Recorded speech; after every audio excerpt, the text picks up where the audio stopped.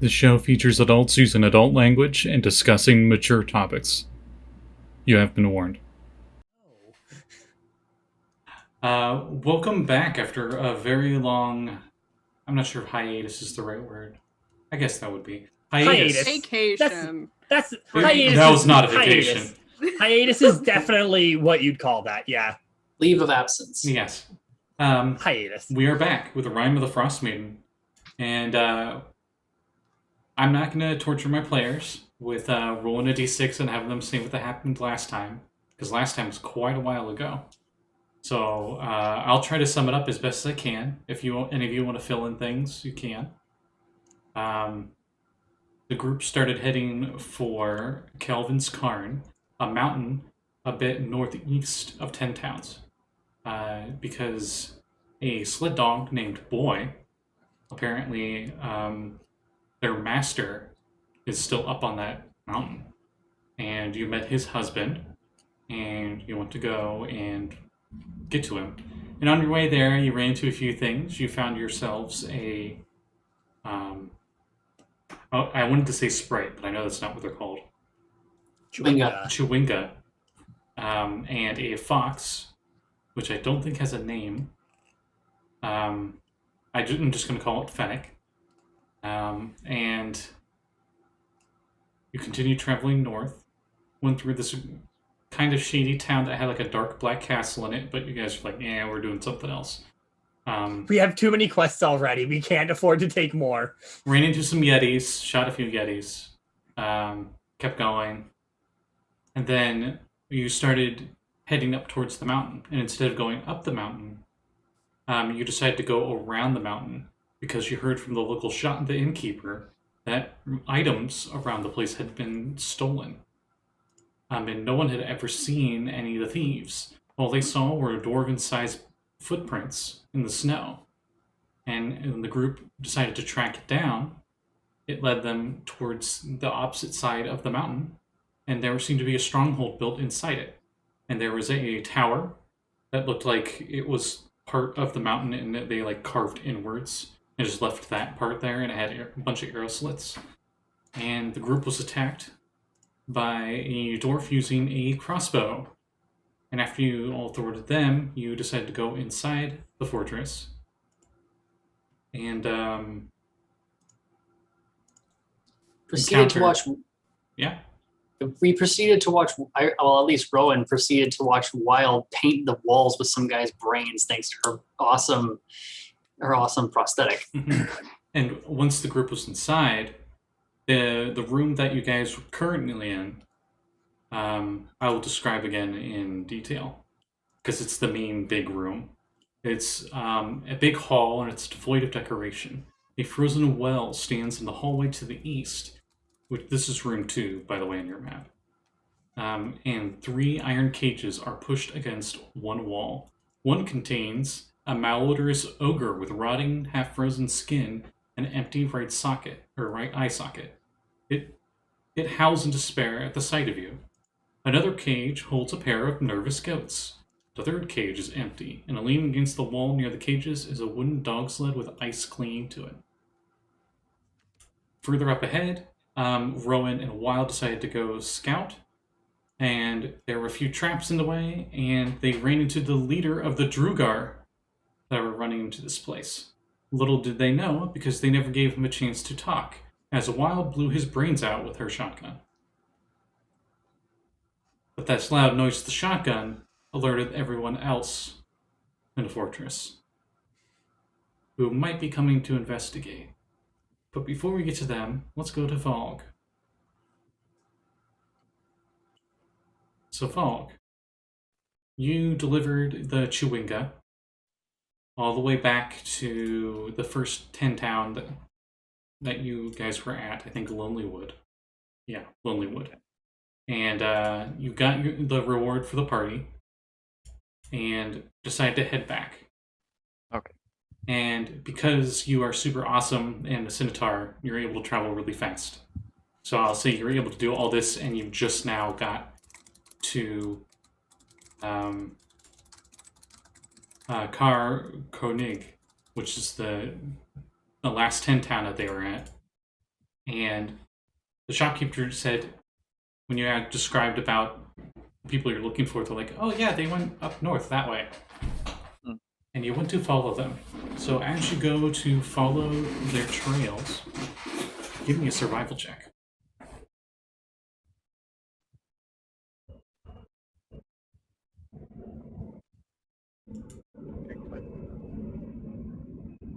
Oh, 5. Okay. Meanwhile, as you start to get lost in a bit of a blizzard, the rest of the group that didn't scout ahead hears the loud explosion of the weird gun contraption that Wild has. And you hear the door open to your right and to the south from rooms 3 and 7. However, you don't see anyone. But you do hear footsteps starting to clang in.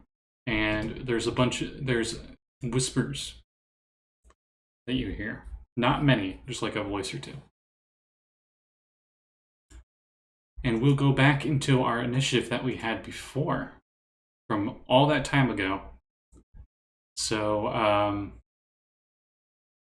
actually, you know what? I'll leave it up to you guys. Do you want to keep the old initiative you had before?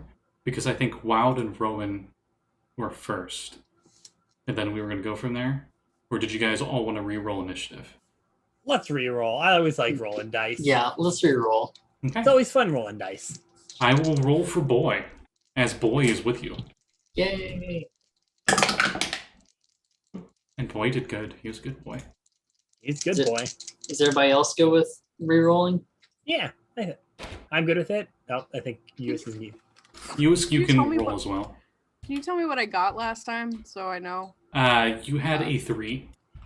Oh, okay. Kind of like, So- I'm in. Sold. So 4 is Hey. what I rolled this time. Better than 3. So- better. Oh yeah, I get to re-roll. Minor improvement. Re-roll for the baddies. Right.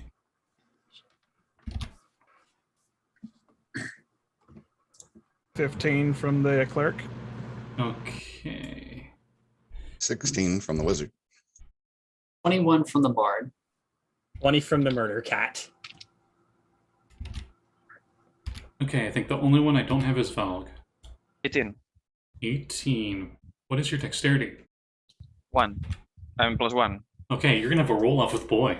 Oh, hey. I'm pretty- It's funny because I was this close to taking, what's it called? Alert as a feat, too, to give myself that +5 to get a 10 initiative. But I took another feat that's going to be even more fun. Hey, Flat Valgg. roll, Yeah, give me a Or- flat roll. What'd you get? 18. Okay, you got a nat 3, so you're 18 to greater. All right, so Rowan, you are first. You're pretty much halfway. You're at the choke point, I believe, where that trap was, in between 5 and 2. Yeah, I was trying to hack my way through, and then I saw the redecorating happen, and just sort of just like arms went slack jaw gate. Would I have heard the footsteps? Yeah, everybody did with their passives, All right. So hearing that, even Periwinkle. all right. So if I can hear that, I'm gonna just sort of just shake myself out of my stupor and just like curse under my breath and like think for later. I'm going to double back as fast as I can with full movement. All right. Let's see here.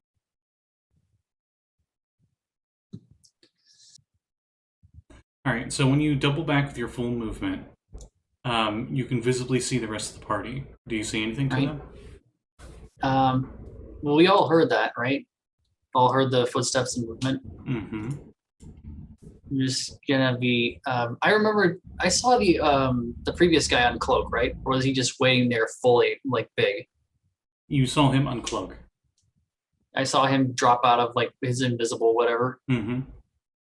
It was probably a second or two before his head disappeared. All right. Yeah, because I remember now because he dropped it and he was really big and he tried to taunt me. So yeah, I sort of just like get into the room, axes still out, and just be like, everyone be ready, they're invisible.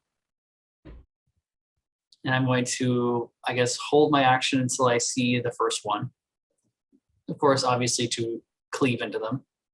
Okay. Then after you, it is a Wild's turn. So Wild, you're at that doorway heading to room 6. All right. The door is wide open. Inside, it is completely dark, but you got dark vision, don't you? Yes. Oh yeah, I think every one of you do, because there's no light sources in here. Yeah. Everybody except for Valgg. Whoops. I don't think centaurs have dark vision. I don't think so.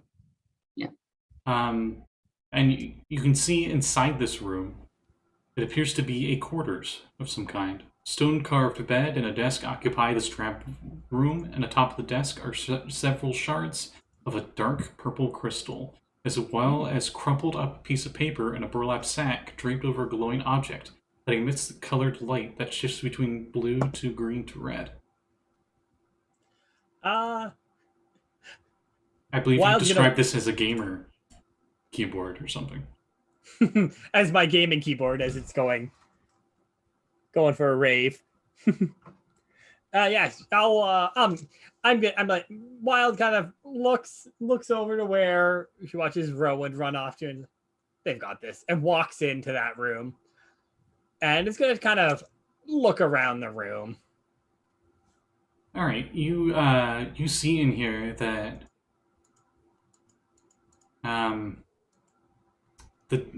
the light is being dulled by a sack that's on top of it. All right, I'll pull the sack off. Okay. Underneath, you see it's a lantern that seems to be glowing different colors. And if you recall, the innkeeper said that they used to have a lantern that glowed different colors, and then it was stolen. Okay. You also see a small coin purse next to a bedroll. Yoink. All right. You can write this right away: 24 gold and 17 silver. Sweet. Besides that, and the 7. fairly smelly bedroll, not really much else. All right. Well, for now, I'll just kind of pocket all these stuff I think that looks valuable. Oh, And and I forgot. There's the crumpled up piece of paper on the desk. Looks like it's a message in Dwarven. yeah, I can't read that.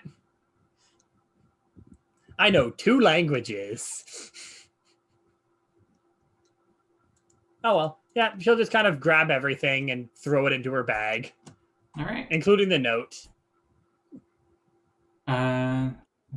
Then we go to Valgg. So Valgg, you are in the middle of a blizzard.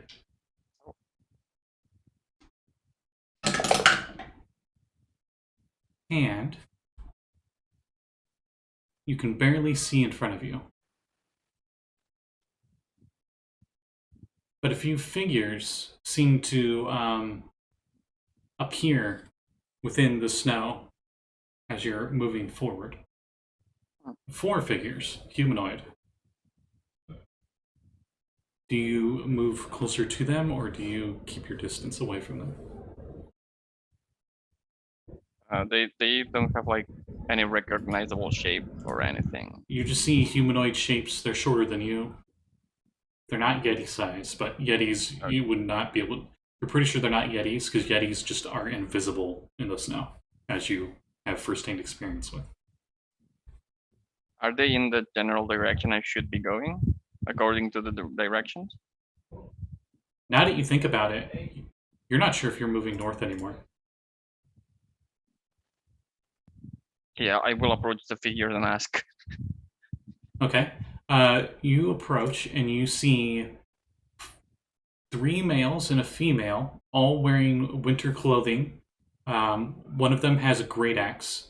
The others have either long swords or hand axes, and a giant, I guess, quiver for javelins. And you recognize them by their pale face and their face paint that they got on it has Goliaths. Natives to this area. And they stop when they see you, and the one in front with the great axe puts his mitt up like this and says, "Greetings." Are you sure that you're shorter than me? Just barely. Okay. Hello. I am heading north, but I got lost in the blizzard. Can you help me? He looks back at the others. Give me a persuasion roll. Oh.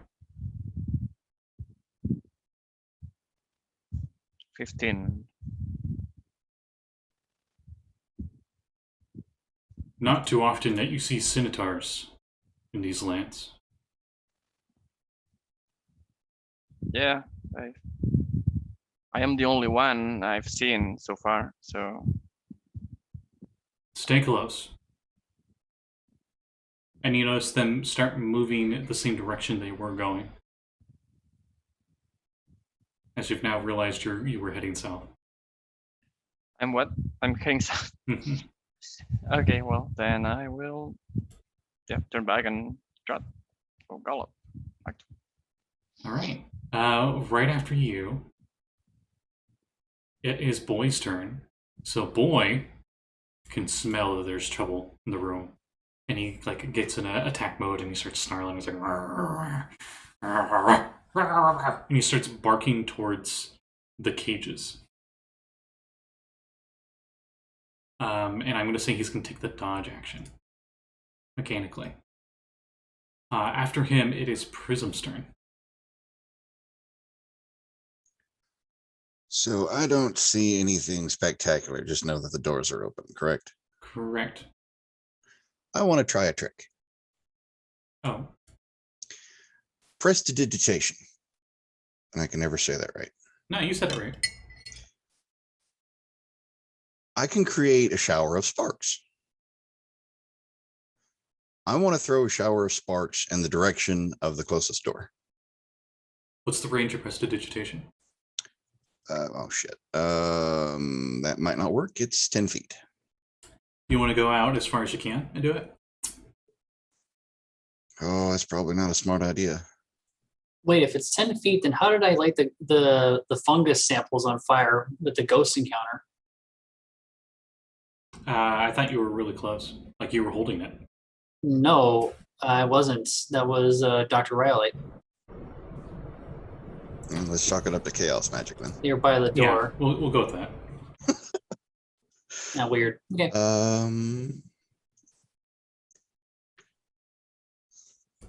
You can move up and then do it. No offense, Scunny, but I'm a wizard. That is suicide. Not always. I don't even know what we're facing. You're 15 feet away from the nearest cage, which has the 2 goats in it. Also, Prism, you know from Rowan just saying it that there's people who are invisible here. I know, but if I can get a shower of sparks or some type of light on them, I can at least hopefully negate any type of disadvantage for somebody to hit them. You know what? Roll me an Arcana check. Arcana I can do.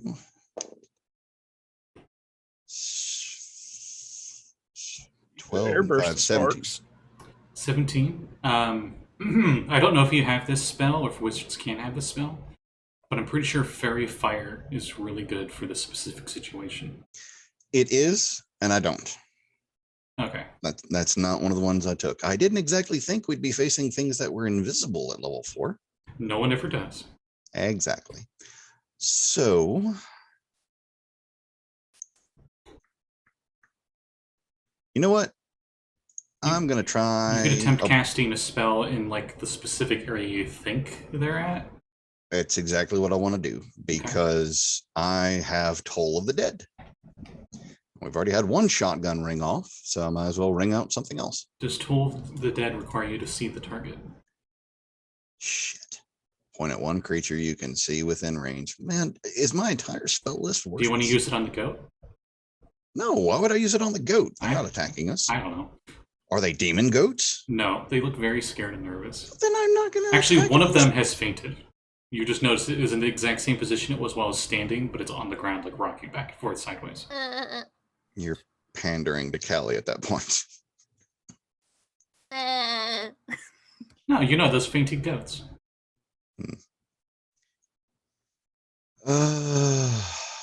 Here we go. This will work at least. Grease. May as well throw it at the doors. Ooh, okay, that's dex saves, right? Dex, yes, Okay, what's your DC? is 13. Not much, but You see skid marks appear in Greece, and you hear swearing in Dwarvish as some multiple targets land on the ground.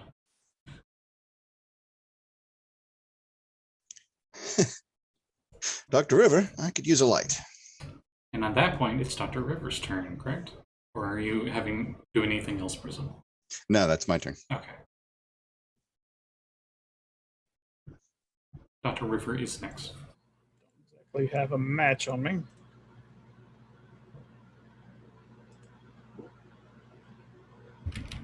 Do I have anything that creates fire? You should have matches. Torch? I'm gonna run up there and You'll take an action to light the torch, though. Tinderbox. Flint? You'd have to be That's within. tinderbox. You'd have to be within. Like right next to it for that. Are we not carrying torches? Are we in like side dark places? All of us have dark vision. I don't think any of us brought not a a single light. one of us. Yeah, except for I think- Valgg, who is not with us. Yeah. I know of one thing that's a source of fire, but I don't think Wild's gonna use that. Nope. Do you have a dagger or anything? how many skid marks can we see? 2. How far away are they? Let's see. One is 15-ish feet away, and the other one's 10-ish feet away. So we're really close to the ogre zombie cage. It's the closest one.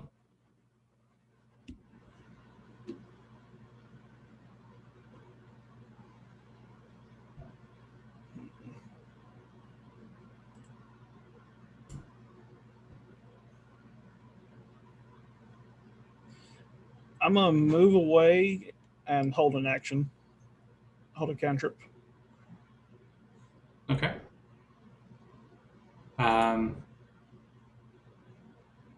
What's going to trigger it? If anything becomes visible or their exact location is shown. Okay. On what part of the enemy's turn do they need to make another check? Prism for Goose.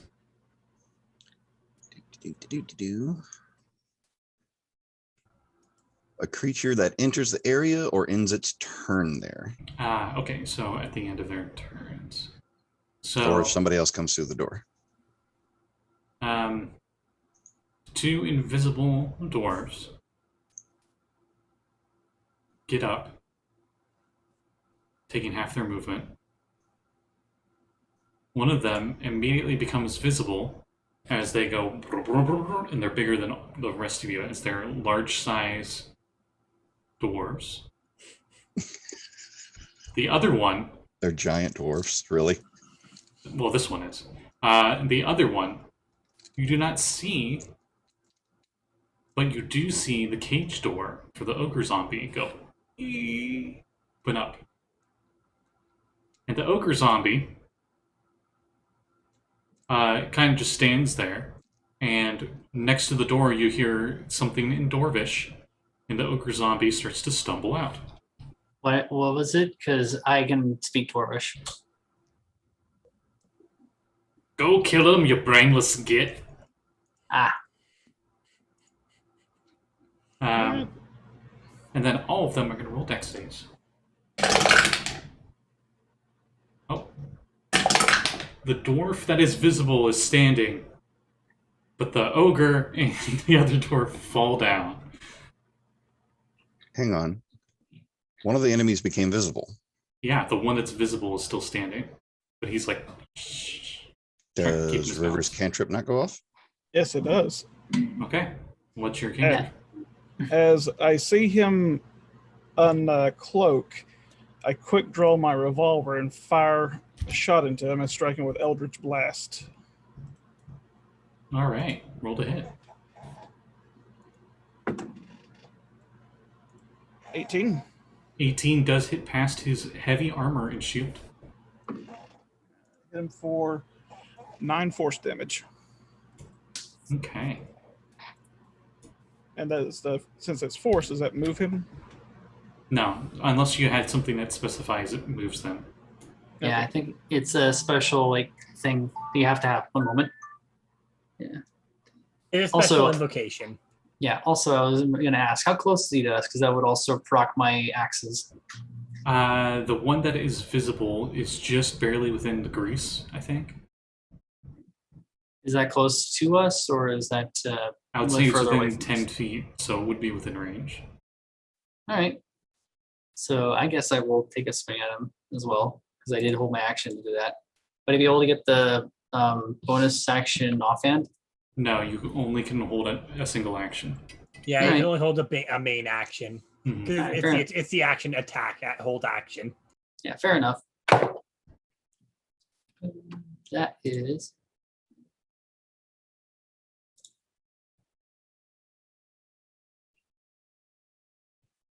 That's 24 to hit. Yeah, that definitely hits. All right, and not that good. 7 damage. All right. Just come down with an overhead strike.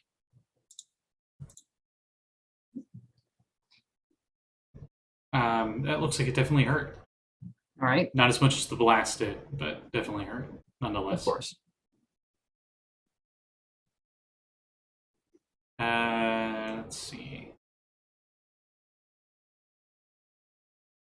Actually, the ogre zombie can move 30 feet. So it actually would have moved outside of the grease range because you put the grease at the doorway. Though if it moves through the grease, it is difficult terrain. Yeah. Oh no! The second it entered the grease, it failed the save. And I'll say it spends half its move to get up after that 5 feet of movement. It moves an additional 10 feet. Are you fine, Rowan, if I had said that the ogre zombie was next to you, or if you wanted to change your attack? It's BRB. Ah, okay. Then the ogre zombie will not attack for the sake of my little bit of retcon there. Sorry about that. It's Had okay. the little jingle was my alarm for minutes. It's okay. Then after them, you hear some more movement from the south. And let's see. First, it sent like the door opened, and then you hear from the south, instead of movement coming into the room, it's movement going away from the room. And then it is Periwinkle's turn. Okay, I'm gonna rage, so I gotta roll the thing. Oh boy. I got a 4, and that is. Magic infuses one weapon of your choice that you're holding until your rage ends. The weapon's damage type changes to force, and it gains the light and thrown properties, with a normal range of 20 feet and a long range of 60 feet. If the weapon leaves your hand, the weapon reappears in your hand at the end of your current turn. Okay. It's the best one, by the way, in my opinion. Pretty much you have Mjolnir for now. Yeah, it's the best one next to the Care Bear Blast. Mm-hmm.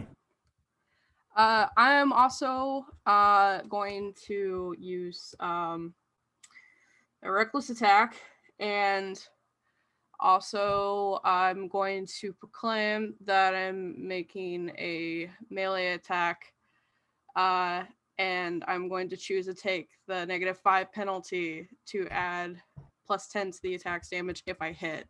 So it's just a straight dice roll to see if I hit. But I have advantage on it. Wait, no, And we'll see. it's advantage But -5 to hit on both rolls, right? Yes. Yeah. Okay. Okay. 11. Does 11 hit? What are you aiming for? There is a Uh, big dwarf, and right next to it is an equally sized ogre zombie. The dwarf has a bunch of armor and a shield. The ogre zombie. You said 11, right? Yes. And it was and it's prone, also. I already had advantage on it. Yeah, you did. Yeah, you hit. Okay. So that is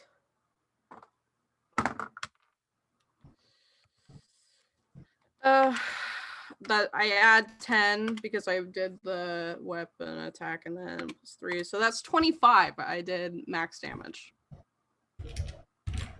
Okay. So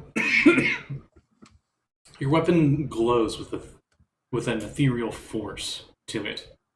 And as it strikes the part of the zombie that you cut off, disintegrates because it's force damage. Quite a bit of it too. Are my eyes like glowing? Like I'm like that Thor. Never mind. It's fine. Sure. All right, cool. Glowing with wild magic. Yeah. But I can't do magic. Occasionally, there's like little sparks of lightning that come off of them. And you hear a groan of dissatisfaction from the ogre that's on the ground. Belly first on the ground. As you smack it, and like a 3-second delay later, it goes... Meow. Hello. Oh. Okay. And is that your turn? Yep. Okay. After you, we head back over to Rowan. As we're in round 2. All right. So I can see one of them right now, right? You can see a big guy that you sliced, and the ogre zombie that's prone. Okay. So Rowan just smirks at this guy and just goes, so you're the kind that likes to hang around until they've got a little bit of advantage and not fight properly, huh? I got a nice little word for you. Her eyes just glow that have like a little flicker where they start to glow white, but then they shift over to just yellow. It's just a yellowish orange. She just growls with a smirk. Brenna. And I need this gentleman here. Da-da-da. What does this say in this thing? Oh yeah, this gentleman is going to feel like his what would be the most difficult thing for him to take off at this time of the metal of his armor as I'm casting heat metal on him? Chest plate for sure. Oh yeah, so that's starting to I believe glow. it just targets the entire armor piece, anyways, because It is? armor isn't armor is just armor. Yeah, in it is a D&D, suit of right? armor. It is a suit of armor. It does target a suit of armor. So So yeah, it just targets all armor. Like you can't take off. To specify, not that it matters too much, it's scale mail, but it's heavy armor. It's metal. Metal is metal is metal. yeah. So now he's going to take. Let's see, where's my d8s? It's 2d8 fire damage right now, and as a bonus action on my turns, I can cause this to happen again. It's a total of 8 fire damage right now. He starts screaming in pain as the rest of you notice the room start to light up red as the armor glows red, and you can hear the sizzling of seared flesh and beard. Mm-hmm. So yeah, that's happening now. The beard's on fire, I would think, at this point. Yeah, she just smirks and just calls on Dwarvish. The rest of you want to end up as scalded, boiled coward in your own armor. I'd say you surrender now. Roll me intimidation. All right. Da-da-da. Would the beard fire set the grease on fire? It's not directly in contact with it yet. 21. Okay. The big guy that's got the heated metal. He's like desperately trying to get it off while burning his own hands, and he's like pleading to make it stop. In Dwarvish. And that's your turn. All right, was that a surrender? Did he say? Is he saying He surrendered? looks quite morally compromised. All right. You're not sure about the others. The ogre seems indifferent. Does he seem like he'll go down if I do this again? Yeah. All right. So I am going to, sure, I'll drop it, but then I'll also keep one of my axes just right under his chin. Blade up against the chin, just enough to cause a little blood flow. Just enough to remind him what's going on. Next turn. Okay. I will say that he is suffering the frightened condition. Good. Wild. You got a lantern. You got a crumpled up dwarven note. You got a coin purse. All right. It's the time I walk back over to the rest of the group now. Okay. They should have this fight wrapped up by You now. hear screaming in pain and dwarven. Very clearly not of your party. 1, 2, 3, 4. Okay, you're about 60 feet away from the fray. Go ahead. It's just in my butt. Sorry, my sisters came in the room to grab her dress. What was that, Scotty? You said? You were about 60 feet away from the rest of the group. All right. Well, with my normal movement, I'll move 40 feet of that. Okay. And I'll just kind of walk in and kind of look around, see the whole situation's going on. Yeah, you see a dwarf, a large-sized dwarf that's no longer catching on fire. A Probably prone also is a ogre large zombie. size, I'd assume, considering that's a concentration spell, isn't it? It is not for them. Oh yeah, no, this is his ability. That's right. I forgot they have that ability. All right. Well, I'll just kind of look around. Yeah, it just for a certain time frame. No concentration. That's right. Yeah. They can turn it off with a specific kind of action too. All right. Well, I'll just kind of look around at the group. And all I see is the one and the ogre zombie. That's prone. And wild, you see Periwinkle with their wild magic going off. All right. Yeah, I'll just hold an action. When another enemy, if an enemy comes visible, I'm going to shoot him with my revolver. Okay. Valgg.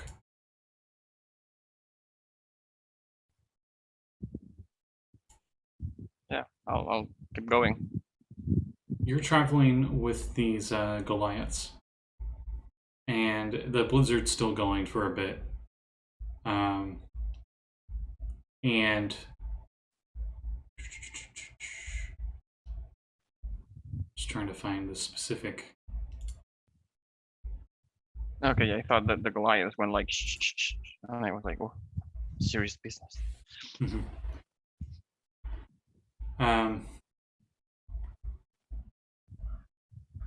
They say, so you're the only Centaur around here?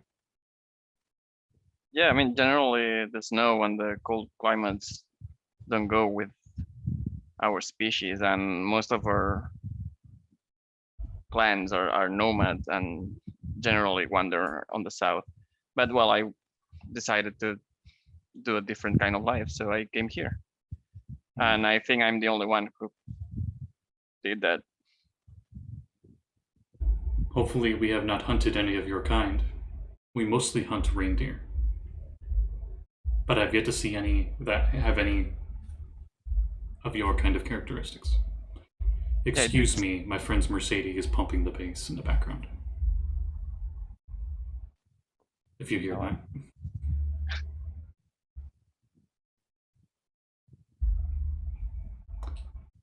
Okay, and then Got I some guess nice tunes going. then I guess you guys continue traveling, and after your turn, Boy is gonna help. Gonna help with the intimidation factor. He's gonna jump at the giant bearded dwarf, and He attempts to bite. He gets not enough, but his teeth start biting into the armor.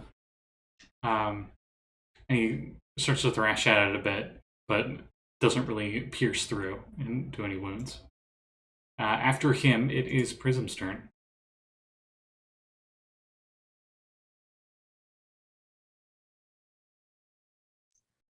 Prism? All right. Oh. Yeah, I'm here. I was thinking for a moment.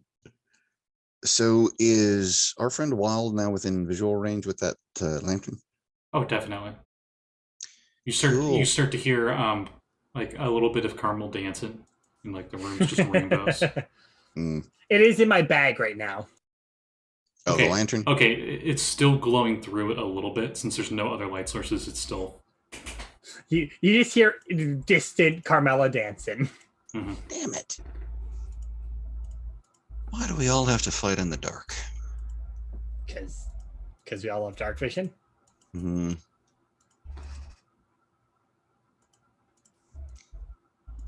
What else can I do?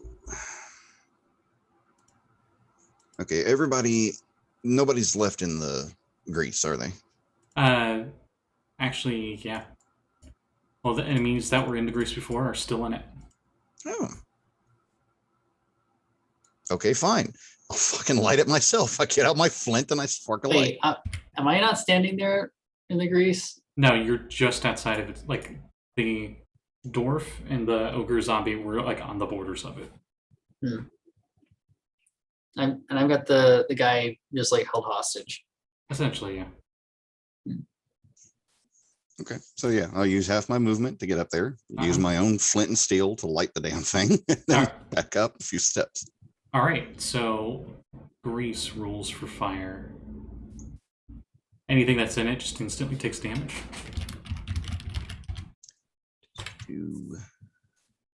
Actually, the spell I'm looking at does not include fire rules. What the hell?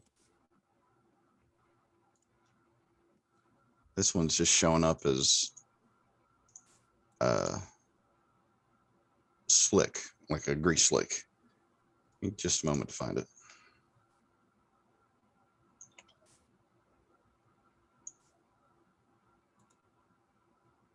I think I may be misunderstanding the spell because I can't find anything that says it can light on fire. For the life of me, I thought grease could be lit on fire. Okay. I think it could. It was in the older ones. Mm-hmm. It looks like you can't now. Yeah, And I made Yeah, I made a mistake in a previous campaign where you guys pulled this move. So I'm sorry. I mean, still, it's an effective use of it because, right, we still Yeah. get the I will say area control. I will say, Prism, you have not done anything on your turn because Okay. obviously you would have known in character. I appreciate that. Yep. That being said, Still difficult terrain though. yeah, it's at least that much. Does the ogre look like he's going to attack with his friend being held hostage? He looks like he's probably going to attack the nearest thing. Yeah. Mm, Currently prone, face first on the ground. Side note, Prism, did you pick spells when we leveled up? I did. All right. Just wondering which ones you got. 'Cause Yep. I think wizards can do see invisibility. I don't have that one, even if I can. Very few people actually get that spell. Very rare. Okay. So, you know what's funnier than a giant dwarf? A giant ogre. A midget ogre, as I cast Reduce. They get a save for that? Constitution. Okay. Dirty 20. You know what's funnier than a midget ogre? One that starts to turn midget and doesn't? An exasperated wizard. Oh. I will just back away from the action. You notice the ogre, what's left of its skin starts to tighten, and it's like a really tight sausage, and then it like goes back to what it was. Gross. I'd much rather not have had that happen. I mean, it's a zombie. So zombies are gross. After your turn, then I guess it's Dr. River's turn. So how is the burnt sausage right now? The burnt sausage is very scared. Is Rowan's axe is still under his chin? Mm-hmm. Yep. I'm gonna take another shot with my revolver at his one of his knees. Okay, he is bloodied. Is this lethal or non-lethal? Oh, lethal. Okay. Could interrogate him. That would be what's one? Dirty 20 to hit. Yep. I hit him in the knee for 8 force damage. Try to make him buckle and go forward onto the axe. You do a bit more than that. His leg gets blown off and he falls prone dead. Rowan just sort of like gives a little bit when the void of him goes onto the axe, and then just looks at this, shoots River just a look of disapproval, like, and just goes, "I was trying to get some answers out of one of them."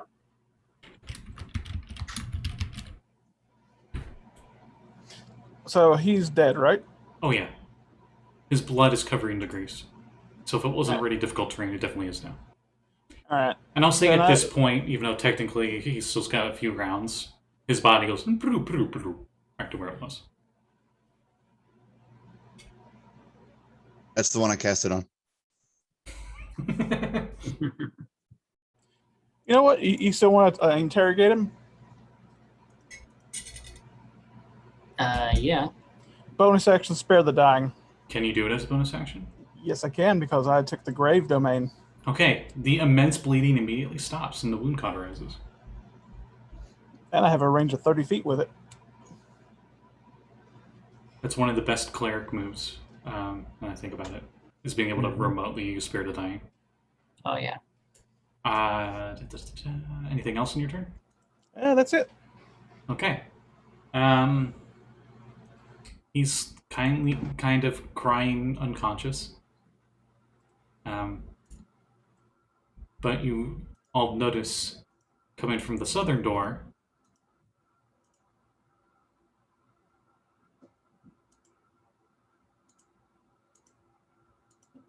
let's see if they got a specific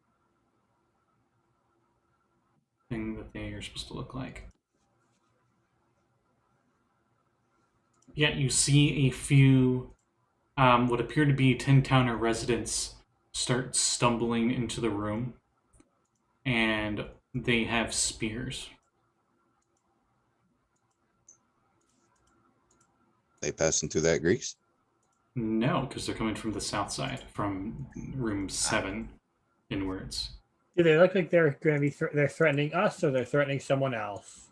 Threatening them. One of them has the one in the front has the spear, and you notice its head's bent sideways, and you notice that there's something weird going on with their hair. There seems to be like a weird lump on their head. And then you notice the one behind them doesn't really have much of a face anymore, and you just see like lichen growing off the side of their head. All right, I'm going to shoot one. Okay. How many are there? Currently, there are, I think, 4 visible, because it's 10-foot wide doorway. Okay. Let's see. They're the closest one is 65 feet away from you, Wild. All right. When they first come in view, anyway. What's my range? I'll hold off then. I'll wait a little bit until they get closer, because Okay, they move another 15 feet in. still a long range shot for me. Okay. Are any of them making clicking noises? Yes, all of them are. And Oh gosh, lovely. And the one in the front takes the spear it has and it yeets it at the closest person. And I think the closest person is probably either River, Dr. River, or Prism, because you two were trying to stay in the back of the fight. Does that sound reasonable? Yeah, what do you got? Okay, I'm going to roll a d6. Can I push River in front of me? Odds will be Dr. River. Evens will be Prism. I'm calling evens. It is odd. No, I'll be damned. Your dice normally hate me. Yeah. Well, I'm using the Rime of the Frostmaiden dice. I'm not using the dice to do. And because they are definitely in the long range, they'll be rolling at disadvantage for a whopping 6 to hit. No. Okay. Spear doesn't even get close to you, just onto the ground. And they keep advancing. After them, we go to Periwinkle. Periwinkle, you got a prone... Oh, wait. That's right. The prone ogre zombie hasn't gone yet. It uses half its move to get up. And Periwinkle, that's when you realize this thing's twice your height. And it swings at you. Hi. It has advantage because you Cool. recklessly attacked, correct?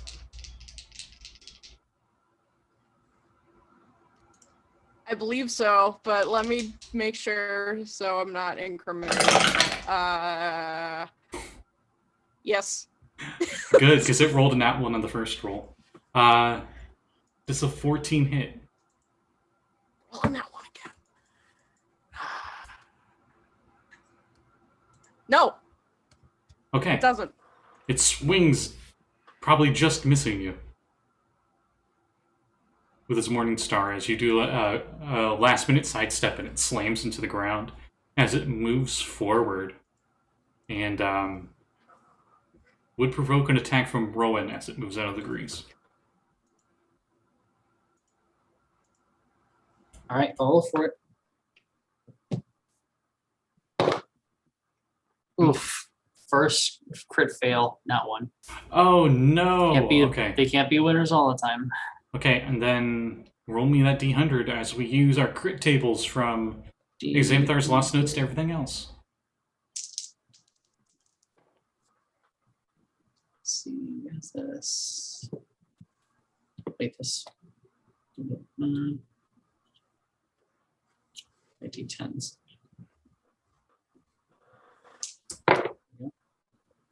I believe that is just a straight 90. Oh, no. Okay. Oh wait, no, that's a 9. Is it 2 zeros and a 9? There's a 2 zeros and a 9, yes. Okay, that would be That's 9. 9. That's a 9. Okay, let me pull up your character sheet real quick. Oh, lovely. Something's gonna fall out of your inventory. Oh, lovely. I pulled up... That's the wrong thing. I need to pull up the campaign, not my characters. Patience loses an item. Wait, what? This tracks. Just Patience out of nowhere Dad? drops an item. Goes, what?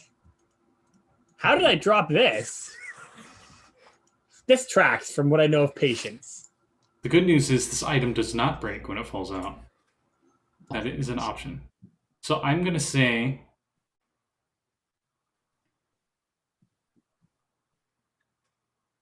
your vial of perfume falls out of your pouch.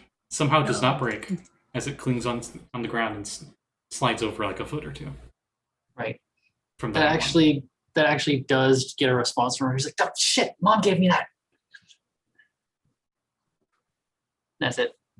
All right, Wild. I know you were readying a shot. That's fine. Let's see.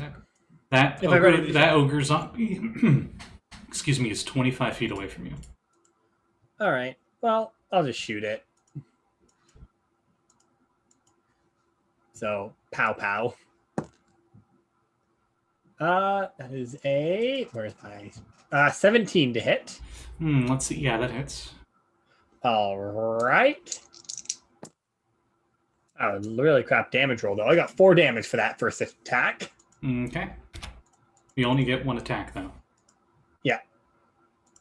And this was all on the ogre zombie's turn, by the way, because it was provoking and you had that readied. Yeah. Let's see. Anything else? Yeah, no, that definitely finally covers all the enemies. So, Periwinkle, now it's your turn. Okay. I'm gonna take the -5 thing, but I still get advantage on the attack. So Okay. wow. Okay. Dice. You're gonna go to hell in a minute. 16. 16 hits.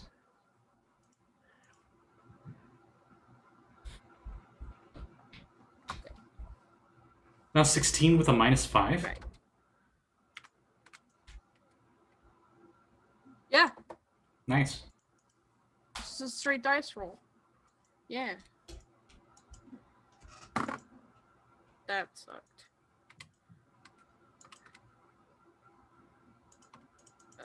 23 damage. Okay, you're by far doing the most damage on this thing. But it's still standing pretty strong as you're blowing off chunks of it with your axe. Yes. Yeah. Anything else in your turn?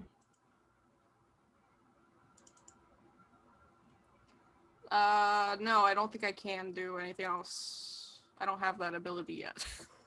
Okay. Rowan, back to you.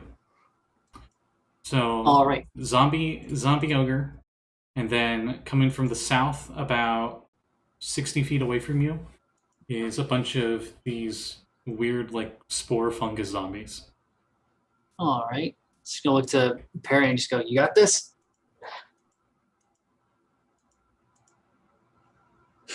Yeah, I'm trying. All right. She's going to book it so that she is within, what's the range on this bad boy? Within 15 feet of the zombies. All right, as you do, the ogre zombie swings its morning star. Does it have enough hands yet left? Yeah, we'll say like parts of the torso were getting blown off. It does a Right. dirty 20 hit. That it does, yeah. All right, I'm gonna actually roll the damage for this guy. I do not have good armor. Oh, it's still averaged out. Cool. You take 13 bludgeoning damage, All right. but you do make all that movement all the same. All right. So as soon as she's within 15 feet of these things, anybody who's close by who could actually see her, which probably nobody because she's facing them, would see the veins on her neck kind of just like glow a little bit before, and she's going to use Thunder Wave. Con These things- saves, right? I believe, yes, it is con. DC is 14. And it's they'll be 2d8 thunder damage and they'll be pushed 10 feet away.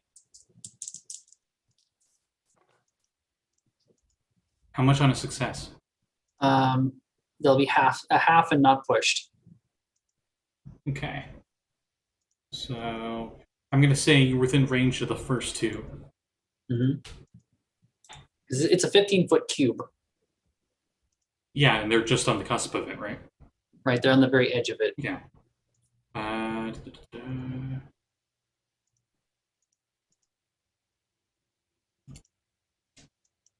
What was the DC again? It is DC 14, All right, and how much damage? a total of 10 all day. Okay. You notice that after you do that, the one that had thrown its spear, much of the fungus, which also included a lot of its own flesh, immediately gets seared off by the sheer thunder wave. Nice. The other one next to it gets a good chunk of it taken off. I'll say its arm falls off. The one not holding the spear. And neither of them get shoved back. And you hear right next to you, well, no, the one that got that almost got obliterated gets shoved back into the others. Mhm. And you hear right next to you, like from both sides, like a "Ugh!" and you hear something slide back.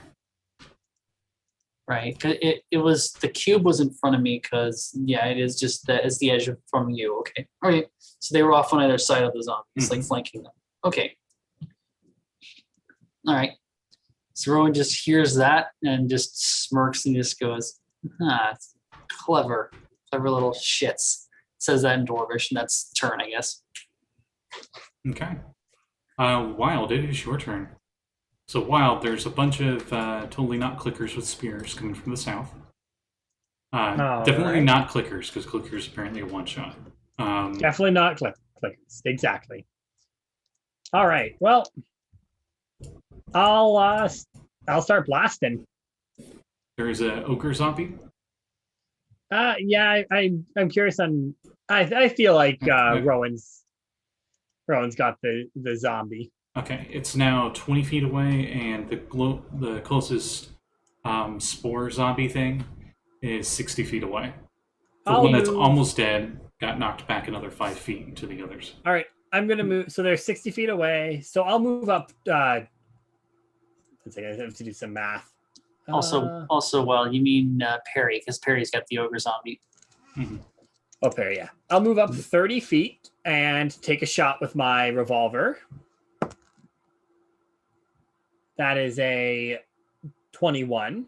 All right, which one are you aiming at? Are you aiming at the one that's like pretty much just bone and a bit of fungus on it that doesn't have a spear anymore, or the one that had its spear? Or... The one that had the spear. Okay, that hits. All right, that's an 8 to hit, or 8 for damage. I mean, not 8 to hit. I was about to say, you blow off the top half of it. More in the sense of you blow off its torso, and the rest of it, the top half collapses, and then its legs collapse. All right, and then I'll back up 10 feet. Their fellow spore zombies behind them get covered in their gore, unfazed. After you,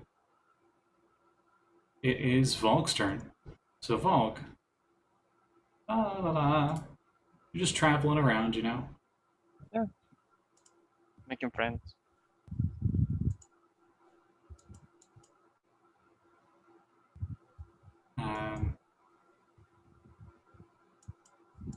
Let's see. I was just there vibing.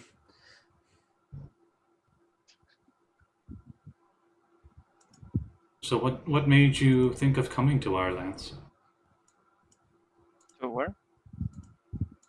To our lands. Oh, I was injured, and a very good person like healed me and then brought me into a town here. And as I recovered, I was already here, so I had nowhere to go, so I stayed. I mean, it's not very exciting, but what brings you here? Like, I don't. Who are you guys? We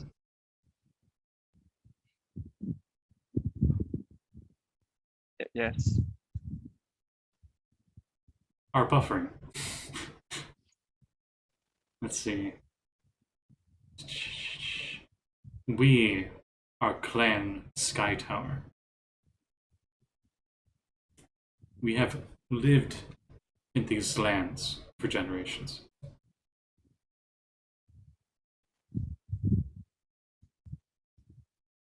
Are you out hunting now? Looking for? We were hunting for a reindeer, yes.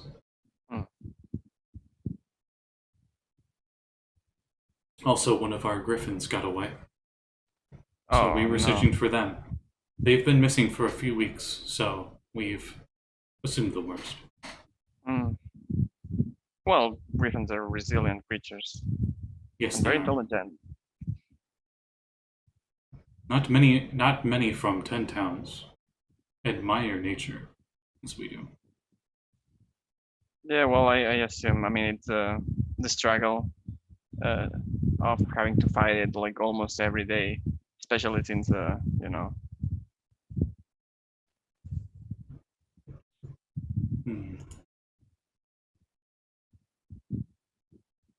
Did you know that frost giants ruled this land long ago? Even before us. Well, that sounds intimidating. Yes, and their leaders there, they call themselves Jarls, would meet atop of a hill to the west, as he points to your left, because you guys are moving north, to settle disputes.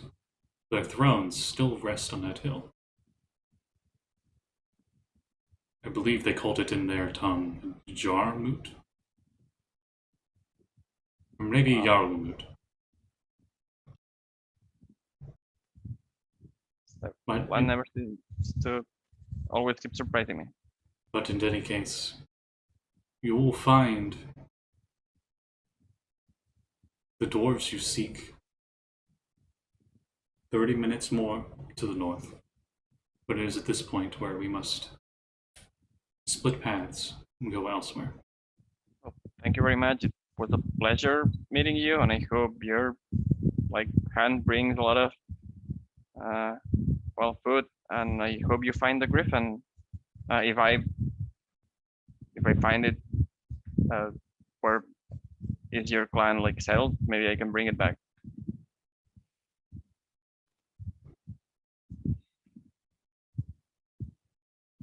He stops for a minute to ponder, and he goes into his first satchel. And he pulls out a bone pan flute. And he plays a specific tune on it. It's 4 or 5 notes.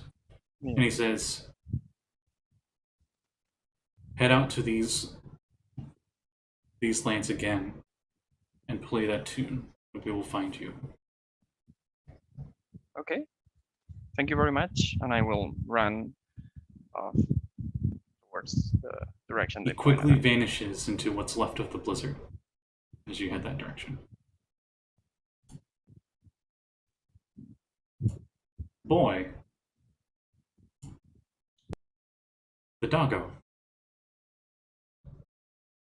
sees that Rowan got hit by the ogre zombie and is not happy about that, and turns around and starts thrashing with their teeth at the ogre zombie.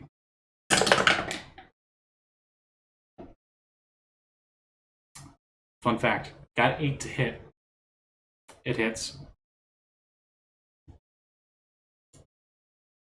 So he bites into the creature and the ogre zombie, and the ogre zombie needs to make a strength saving throw, which he passes easily. However, he still does take a good chunk of damage as a bit of his flesh is ripped off.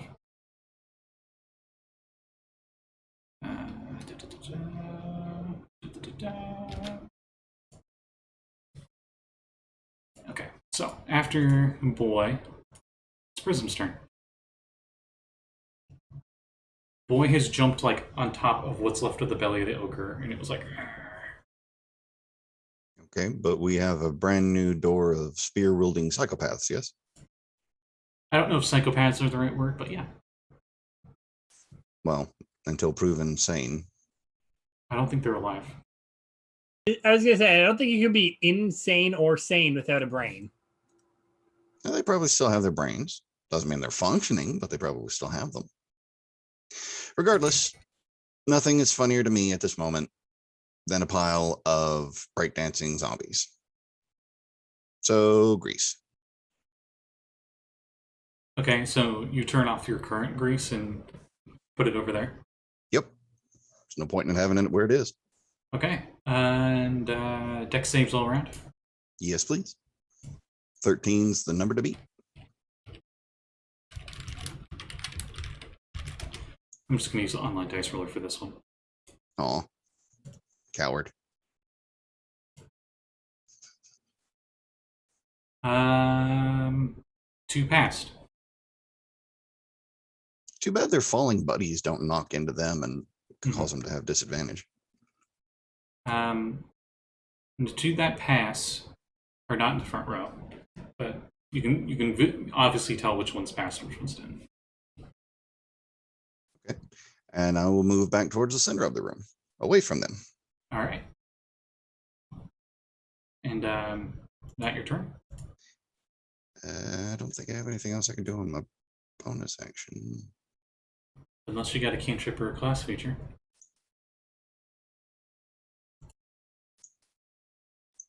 The only good bonus action I've got would be an action. Let's see about my features.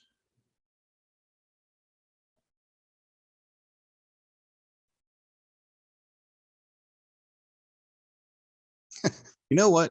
Why not? I'm going to use Nimble Escape, which is a racial trait for my little goblin. And I'm going to hide as a bonus action. Hide in the middle of these people.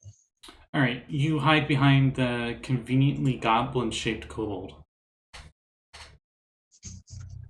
I'm not sure if that's a compliment to my goblin or an insult to his kobold. Yes. All right. Actually, neither. But anyway. Yeah. Do I need a stealth check or not worried Yeah, about sure. it? Okay. I have to remember it's no longer a +10. You don't need it now, but it's better to roll it now instead of later. Wait, Exactly. She hid behind me. Nope. Yes. Mm. You're the nearest thing to hide behind. Very effectively with a 21. Okay, yeah. Wow. Get out of my pocket. Nope. I'm not a cleric. That pocket medic joke does not work. By the way, you Pocket- have a lot of lint there. Pocket wizard. I have hard candy as well. No, that's Prism. And he's calling me a treat. And that's your turn?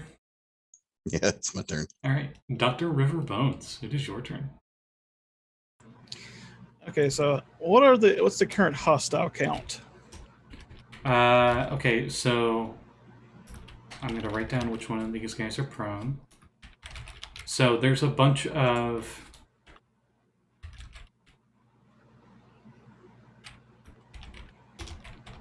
There's a bunch of prone spore zombie things to the south. There is a ogre zombie to the east. And the ogre zombie is by far the closest, maybe 15 feet away from you, fighting Periwinkle and Boy. While the zombies are a good, I would say at this point, maybe about 40 feet away. Mhm.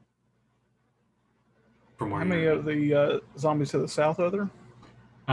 There are now 4, as one of them was destroyed. Also, another thing to keep in mind, right next to you to the southeast, that wooden plank thing, that's the drawbridge, which is currently down, and you know that there's a pit below that. Just in case you guys want to use any of the area in combat. In case we want to go Onyx on them. All right, how far away are the zombies from the south from that room they came out of? Well, the closest one is about 10 feet out, so 2 squares out from that door. So, and the furthest one away is about 5 feet away from the door. Okay. Because each one of those squares is a 10-foot square.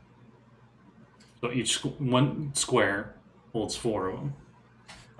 From the outside perimeter of the grease, how far does it go? Far away from the door is it? What is the area of grease? I had it up, but I closed the one of the many tabs I have open.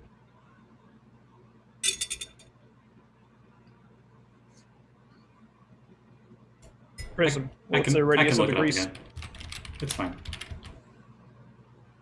Grease is a 10-foot square. And it was centered on the doorway. So they are... Actually, no, I would say it's... Since they knew where the zombies things were at, it wouldn't be on the doorway, it would be 10 feet from the door. Alright. I'm going to walk up to the edge of the grease Mm-hmm.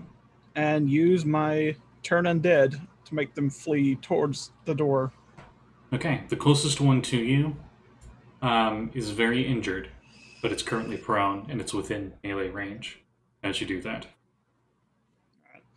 And every undead within 30 feet is going to try to flee away from me. Within 30 feet. Okay, let's see. None of them seem phased. So they're not undead? They appear not to be. Thought you said they were zombies.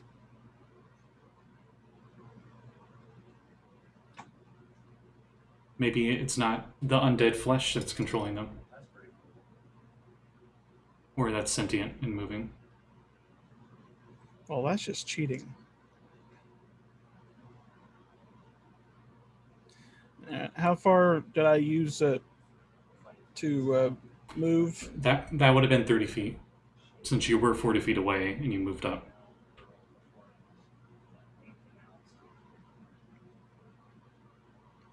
Okay. I guess that's my turn then.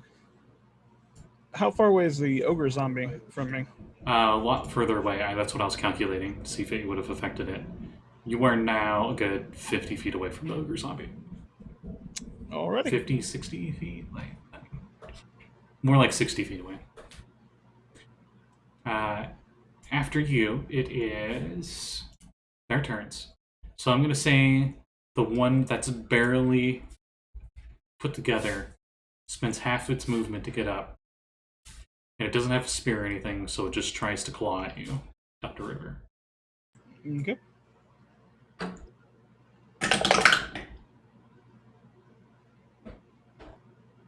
A natural 20. Yeah, fuck you too. Okay. Yeah, right. Sorry. Alright, so I might as well roll this to see if you explode or something ridiculous.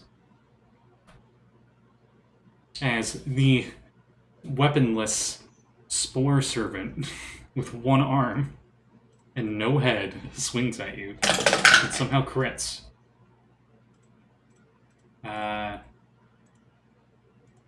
75. And of course it does 3 times the damage dice. So Okay. that doesn't matter because it's unarmed and it's not proficient with unarmed strikes. So you take a whopping 2 damage. Remember me. No. Who are you again? It's funny. It's funny how criticals work like that. If you're not proficient when unarmed and you crit, it doesn't matter. It is one of the most like depressing things ever. It's really funny. Ha!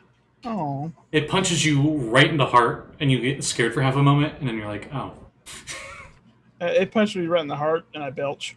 Wait a minute. He learned how to punch from the WWE. And then, oh yeah, no, it got up, and then that's Upper when boxing. the other ones spend half their movement to get up, and they move up to attack you with their spears. As you are the closest enemy. Mm-hmm. Fate balanced itself out. One of them got a dirty 20 to hit, but the other one got a natural 1. Yeah. Does he stab the one that got a nat 20? He might. What about me? I was within 15 feet of them. You were still out of range, so technically Dr. River is closest and they're not the smartest. Alright. Doesn't a spear give you a 10-foot attack range? No, but you can throw spears. A pike you do, but that's something different. 60 on its crit fail, so let's see what 60 does. It slips in the grease and does a backflip and flies back 10 feet and is prone. So it's in the doorway, like past the door, back in that room. Then stay out. But the other one with the dirty 20 to hit deals a whopping 4 piercing damage with the spear. Okay. As it's just one-handing it, they're not smart enough to know, like, two-handing it's better. And the third one? The others aren't in range. The 2 that attacked you are kind of in the way of the other. The very last one that's right behind him. And then the ogre zombie. Does not like Boy. Boy is being very annoying. So ogre zombie attempts to grab Boy. No, get me. Don't hurt As that Boy's dog. all in his face. Or her face, I don't know the ogre's gender. Or what gender they wish to be known as. Let's see. Nat 1. So once we start getting any kind of crits, it just crits like crazy. Goes to grab the dog, punches itself in the face. It might. That is an option. Teach you to use loaded dice. If able to do so, your attack hits an ally closest to you. Unfortunately, there are no allies close to the ogre zombie. So it attempts with its whole action to grab Boy, and it misses. And I'll say because it's, even though it's outside the grease, it like spins in a circle as it's like, "Arr." And boy's just like growling and biting and thrashing at it. Then it is Periwinkle's turn. Oh, wait. Nope, I forgot something. I forgot something very important. Rowan, appearing next to you from both sides, are two Drugar. And they both swing their war picks at you. All right.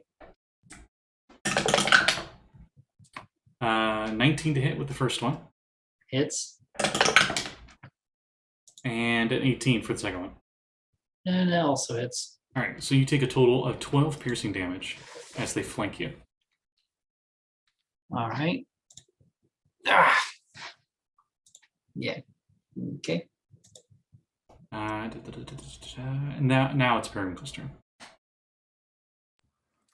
I'm gonna try to finish this ogre zombie. And don't hurt the dog! I'll take the -5 penalty again. Dice. 11. 11 hits. Okay.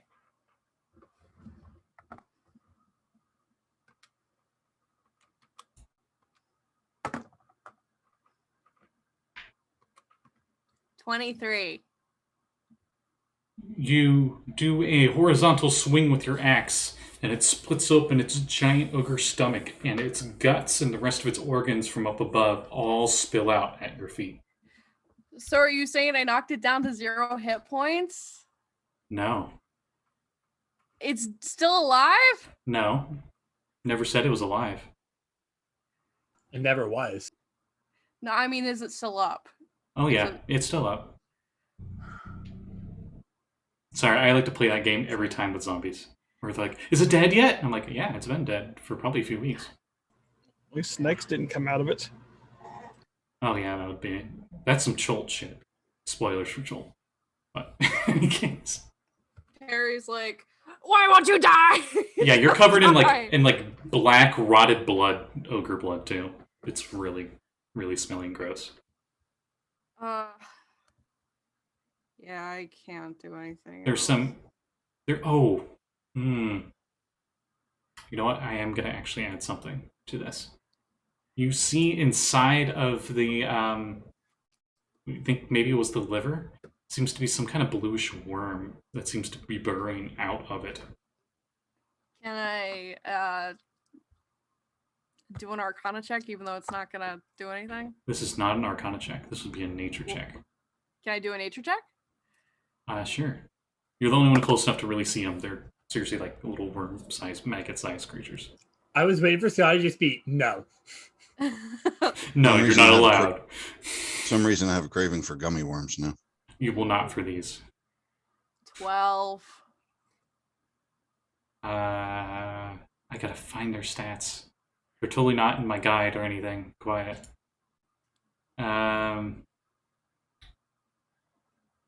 You have heard of these.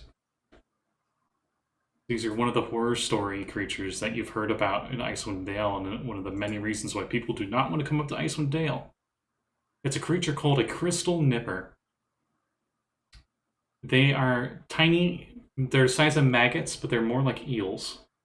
And they are made of a weird bluish crystal-like material. At least that's what they look like.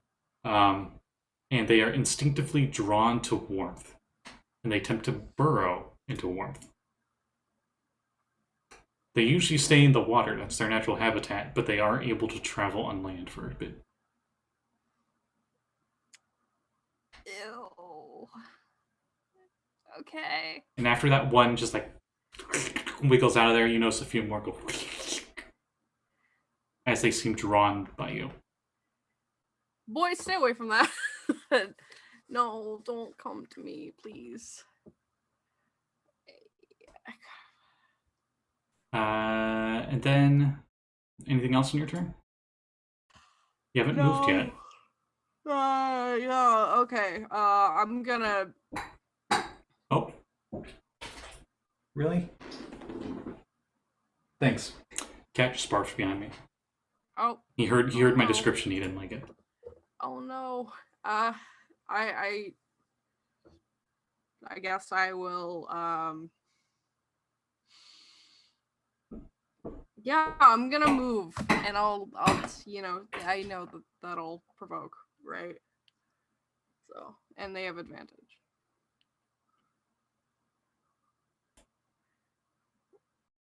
Yes and yes. Sorry. It's okay. It's okay. Yeah, he just was being a dummy and decided, oh, I'm going to eat as much food as possible and then drink a shit ton of water and let it all expand. Oh. You know, classic cat move. Cats do that all the time. With advantage, the Morning Star swings at you and does a 13 hit. No. Okay. As it I seems move to back to spin the- around backwards, as it's just seems to be the only thing holding its top and bottom together is its spine. I'm gonna move back as far as I can and go. There's some gross shit in there.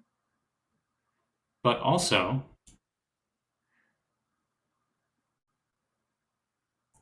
those tiny little blue things go as they jump at you.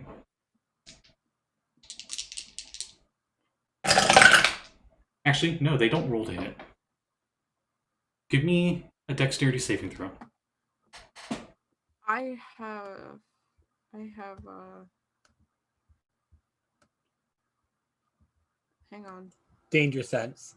Yeah. Yeah, this would give you advantage. Okay. This would count for danger sense, I would say. I need to get new dice for this. 14. All right. They all seem to jump on you, and as you're moving away and a morning star swinging at you, you instinctively, with your danger sense, are just like, and you get them all off of you. And they're still there. You haven't injured them, but they did not get into your skin. Good. For future reference, are they acting as one? Yeah, they're acting like a swarm. Yeah, they're Okay. like one target. All right, cool. Which reminds me, Neat. I need to stat them as a swarm. But in any case, I know swarm rules and it'll be fine. After you, we go back to Rowan. All right, so Rowan's not looking so hot, but yeah, she's still got that stubborn, just sort of like snarl on her face, even after getting rocked like that. And she's gonna just like snarl and just gonna take a swing at either of these guys. Okay.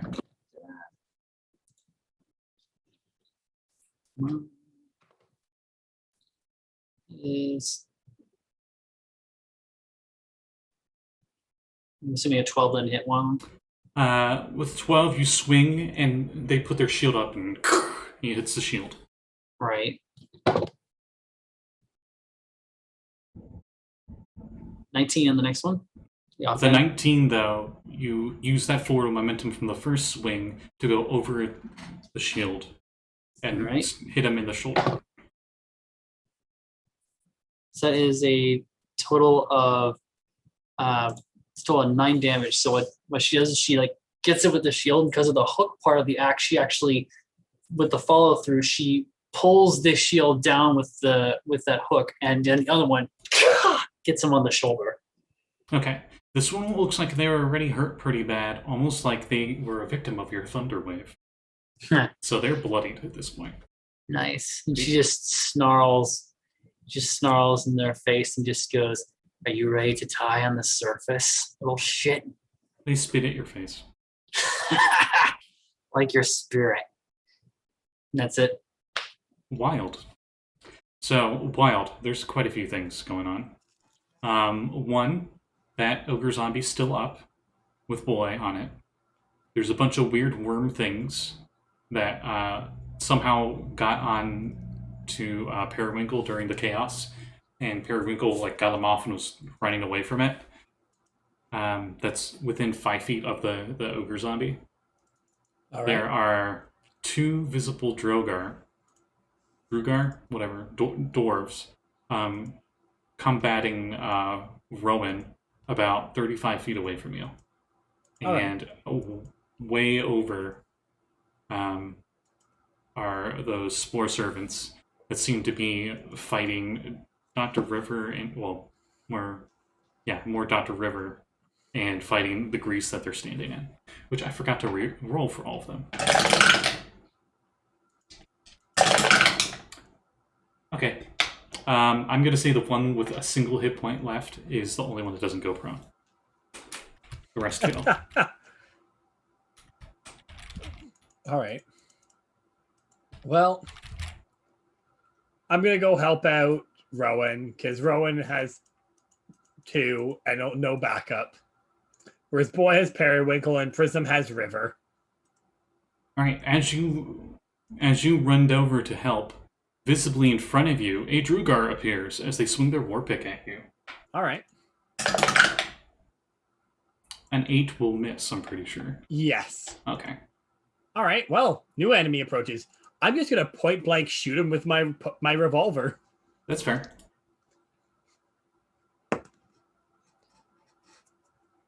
$14 to hit for the first attack. They pull up their shield just in time, and the bullet deflects off of it. All right. 1 second. It's less All than right, pulling up their shield and more than ducking underneath it. All right, and then I'll just follow up with my with just the pistol just coming around, just to pistol whip them. Okay. That's a crit. Oh, crit pistol whip. All right, roll me D100. It's just like and fuck you. 41. You discombobulate as you smack them in the ears and they're deafened until they enter your next turn. That tracks. Me just clubbing them. And they take 7, or actually, I have to roll twice, 7, 8 points of damage. Okay. Bludgeoning, if that matters. I'll say all. their ears are bleeding. That ear specifically is bleeding. All right, and that's my turn. All right. After you... Right. Valgg, you travel for a bit. The snow seems to start to die down.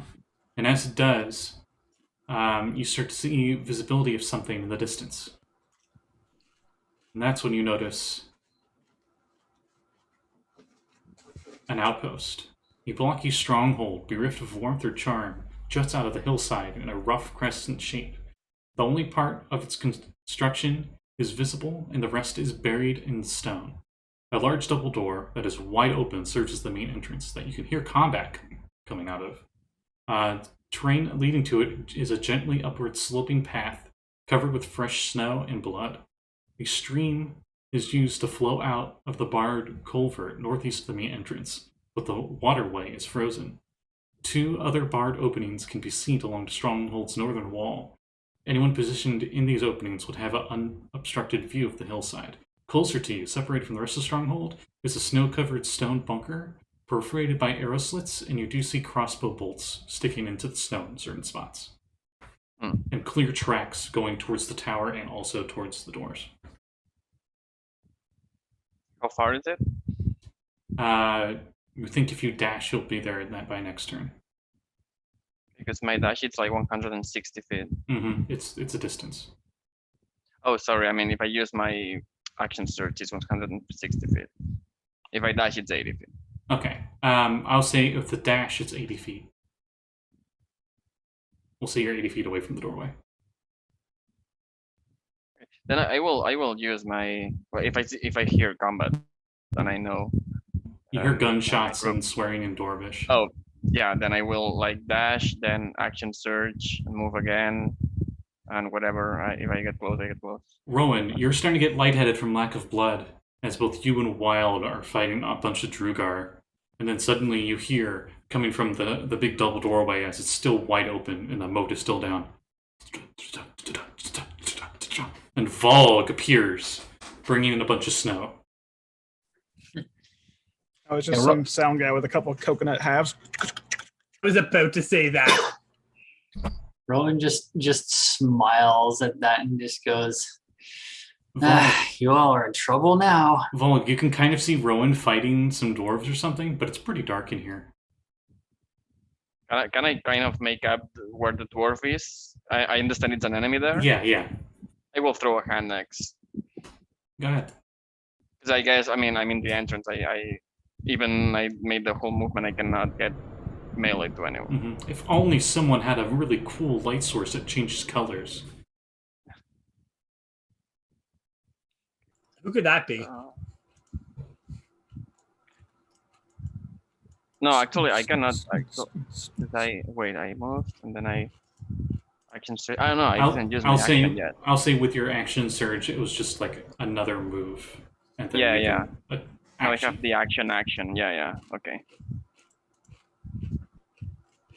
I forgot that the normal movement is not an action. Okay, that's a 14 plus 6. 22. 22 hits, even with the them being obscured by a bit of darkness. Okay.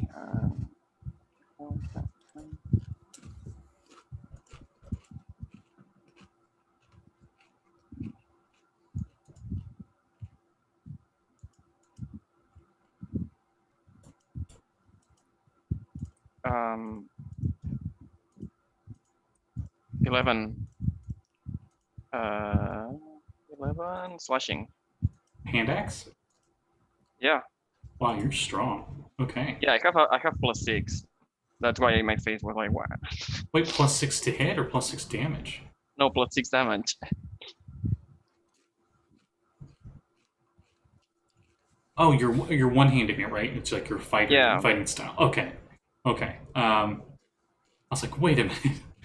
This isn't early. What the heck's going on? I had the same response there. Okay, so you get a good hand axe get thrown into their back. And this is the not bloodied one, Rowan. That gets in. And that's my turn. All right, nice epic entrance. After Valgg, it is Boy's turn. So Boy continues gnarling and thrashing at the ogre zombie. Oh no! And he hits, and the ogre zombie is down. Okay, let me roll his damage real quick. Oh, no, I'll just use the average. So,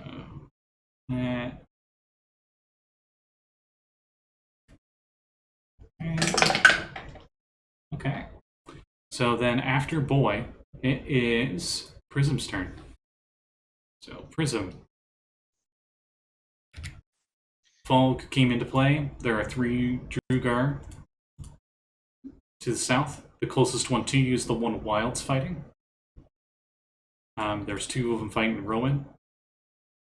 And there's a bunch of prone Spore Servant guys. And one that's not prone. That's like right next to Dr. River.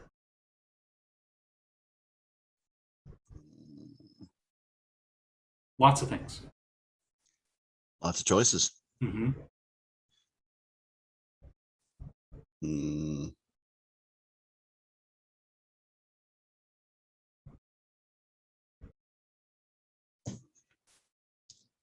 So, quick question. Mm-hmm. Can I light a torch as a bonus action? No. What I want to do would require. Okay. I'm sorry. No, that's nothing to apologize for. I'm asking to verify the rules. I think the Tinker Gnome's lighter you can as a bonus action. Well, unfortunately, I don't have that. Unless you want to retcon it for me. You're not a Tinker Gnome, so I'm sorry. Yeah, I didn't think so.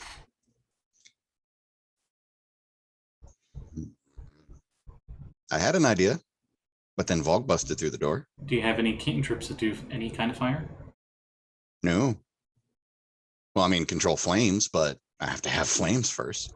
If only there was something that had multicolored flames nearby. Yeah, that was. Prestidigitation can make flames. No, it can't. It can only make sparks. It can't make flames. It can make flames. It can light small campfires on fire and stuff. But we don't have any of those out. You know what? You notice nearby a torch sconce on the wall. Unlit. would that even provide any light for Valgg to see? It would provide him a hell lot more than what he's got right now. And he could just run over and grab the torch off the wall. He can't see it. When he sees it, if you light it up fire, he can see it and then just like pluck it off the sconce. Here's the problem. That's still an action. Mm-hmm.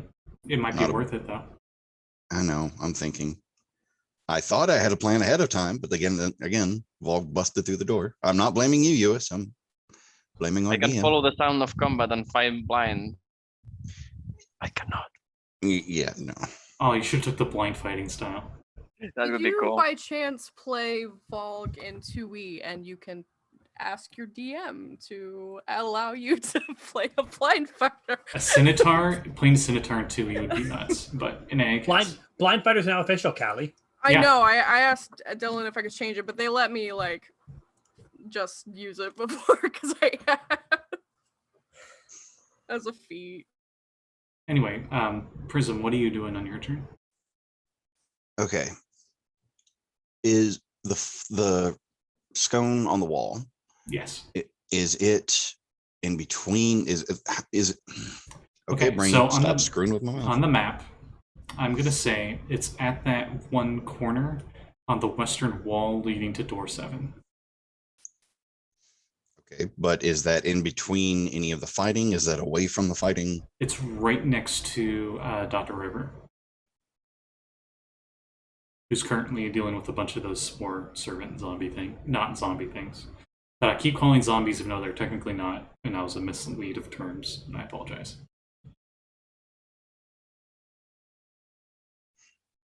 It would also light up, it would definitely light up Wild and Rowan's combat as well, because it's a 20-foot radius.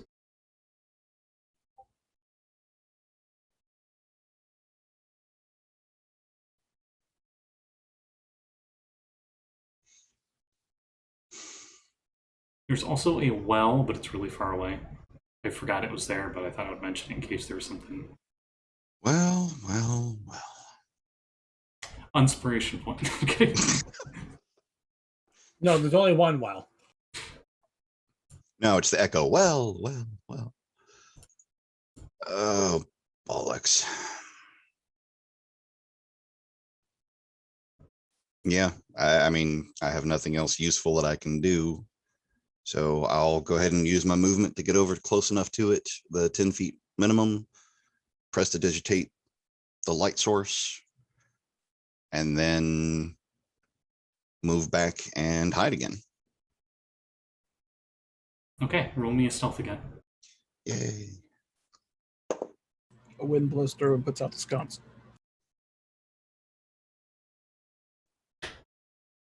It's my stealth. 15. All right. And that's your turn. Yeah. Jeez, I really did not think about my bonus actions very much. Well, your bonus action was the stealth. Right. Oh yeah, Goblin feet. Yeah, that's my turn. That's movement, action, bonus. Okay. Dr. River, you are next. Right next to you is this very determined, though very futile spore servant that critted you for a whopping 2 damage.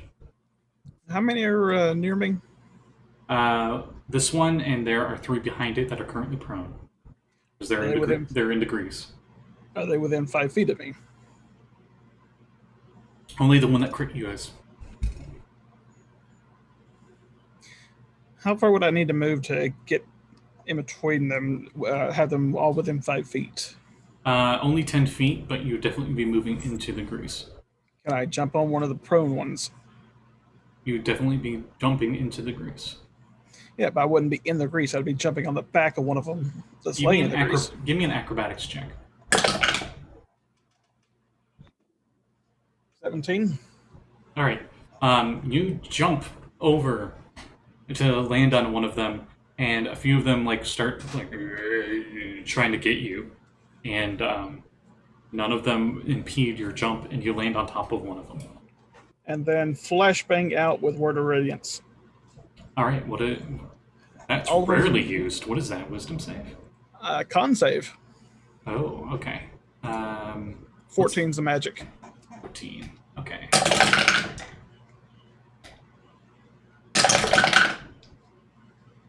Two passes. Okay. And for the sake of the longevity for Phil the Spore Servant, as I've named him now, he's one of the ones that passed. Alright. The ones that don't take 5 radiant damage. Okay. So Phil is still up. And how much movement did I use to get in there? I'll say half your movement. Then I will jump off the prone guy's face, making his face go in the grease more, and go back out of the grease. All right. I would say they get a tax opportunity, but that's what they tried on your way in. So they already used their reactions. So they can't do anything. All right. How close is Rowan? Rowan is a good 10 feet from you. All right. I will At hold the a end of bonus your action. move. At the end of my movement, I will hold a bonus action. Okay. Oh, and actually, Trigger. you can't hold a bonus action. I can't. No. You can only hold actions. Stupid. Okay, I will go ahead and use my bonus action to cast Healing Word on her. All right, sweet. And that is Thank you.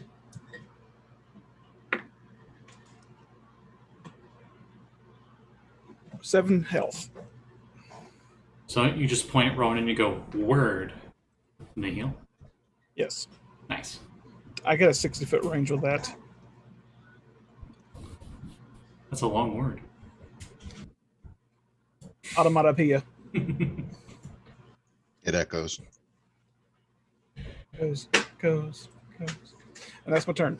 All right. On my turn, as it is the enemy's turns, the ogre zombie gets up and it eats boy. No, I'm kidding. I already rolled. It's dead. Let's see. I think the two Drugar that are on Rowan turn to see Valgg, and the one who's the most injured uses his action to, and he turns big. And the other one, I think, will swing at Rowan, their war pick.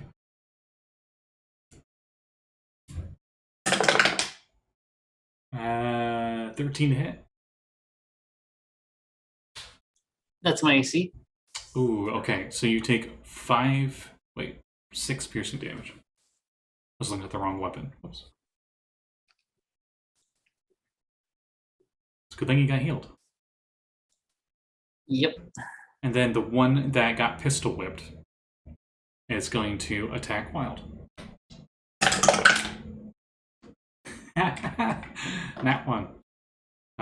So let's see what happens to their war pick.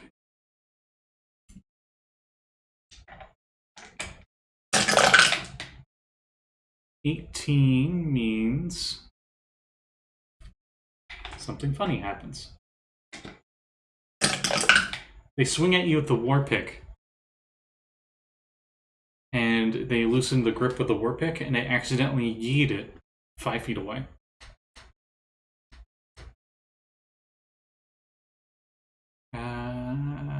Right, Spore Servants. Phil is determined. So Phil shambles up to Dr. River and starts trying to claw at you and stuff. Can he be reaching down? I am kind of short. Yeah, I guess down. For a whopping... Oh, I can close over zombie now. Whopping... Where are you, Tab? There you are. 16 to hit? Nope. No? No. Wow, okay. So their attack was futile. Then the rest of his friends stand up in the grace and start shambling towards you. And I'll say only 2 of them are able to get to you. because it is difficult terrain.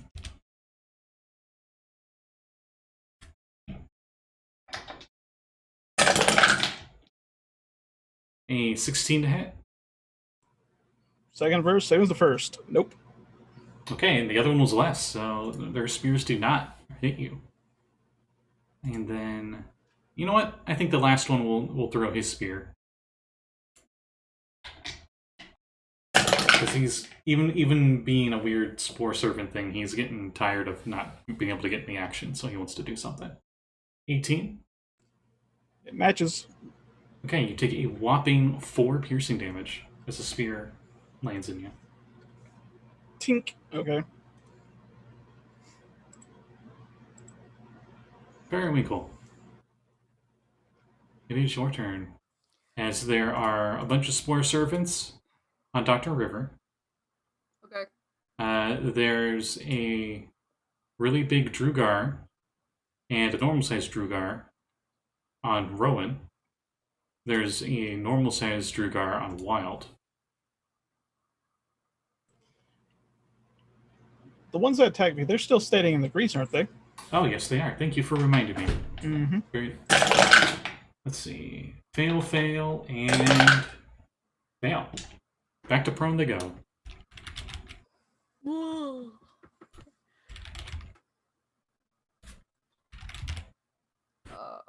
How close are the Drugar to me?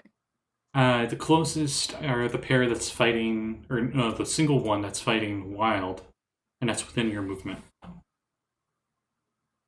Okay, but if you recall, your weapon has to throw. yeah, that's thing. what I know. If you used your full move to head south, you could actually you could use your weapon on any of the targets. Okay.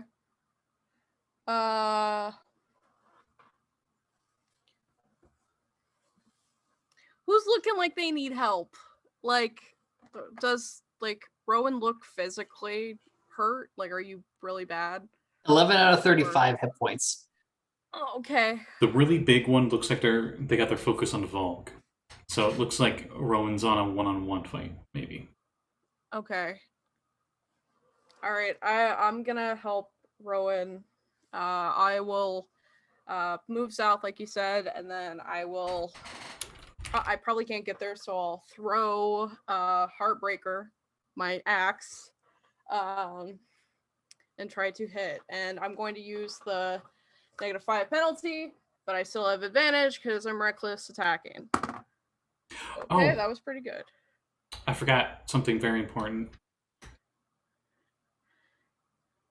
Boy is still there in the same square as Ogre Zombie. And those little worm things came out of its guts. No. So no. they go towards Boy. A Boy attempts a dex save. And doesn't do so well, and they start burrowing into his skin. No. And you hear a yip as you look over and you see Boy, and there's just a bunch of worms going into his fur and disappearing. What am I supposed to do? I can't. No, Callie, just for a note for rules stuff, you can't use Great Weapon Master with a thrown weapon. Oh, I can't. It specifically says melee attack. Ah, damn. Sorry to be a pain, but that's fine. It's fine. This is why Scotty has me in the campaign for these weird rules. Yeah. Sure. Not because of your zany character ideas. That really sucks. Melee attack with a heavy weapon. Okay, but I could still, if I possibly scored a critical hit with a melee weapon, then I could make one melee attack. Is that possible, or is it still the same? Well, you wouldn't be able to make the melee attack because it's not in your hand anymore. It comes back at the end of your turn, right? But it's a melee weapon. Well, if you throw it, you wouldn't have it in your hand anymore. No, Scotty's saying is you wouldn't be able to make an attack with it because you don't have the weapon in your hand anymore. You technically could just punch, but you wouldn't be able to use the weapon. Okay, but the weapon comes back into my hand. At the end of your turn. Yeah. You can make one melee attack. So when you use critical hit with a melee weapon, yep, it would count for that. Also, yeah, definitely keep in mind, as a barbarian, you just offhand punching, totally viable as a barbarian. Yep. especially because you rage and you get that extra strength bonus. So the damage actually isn't that bad. Yeah, but a punch isn't gonna make much difference if I'm not close enough to Multiclass into row. monk. Huh? Multiclass into monk.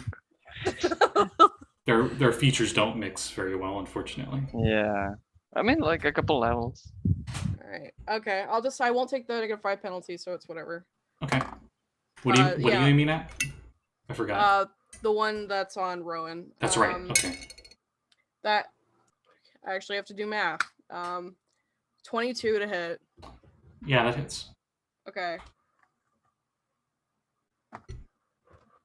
I mean, it's still. I mean. Okay.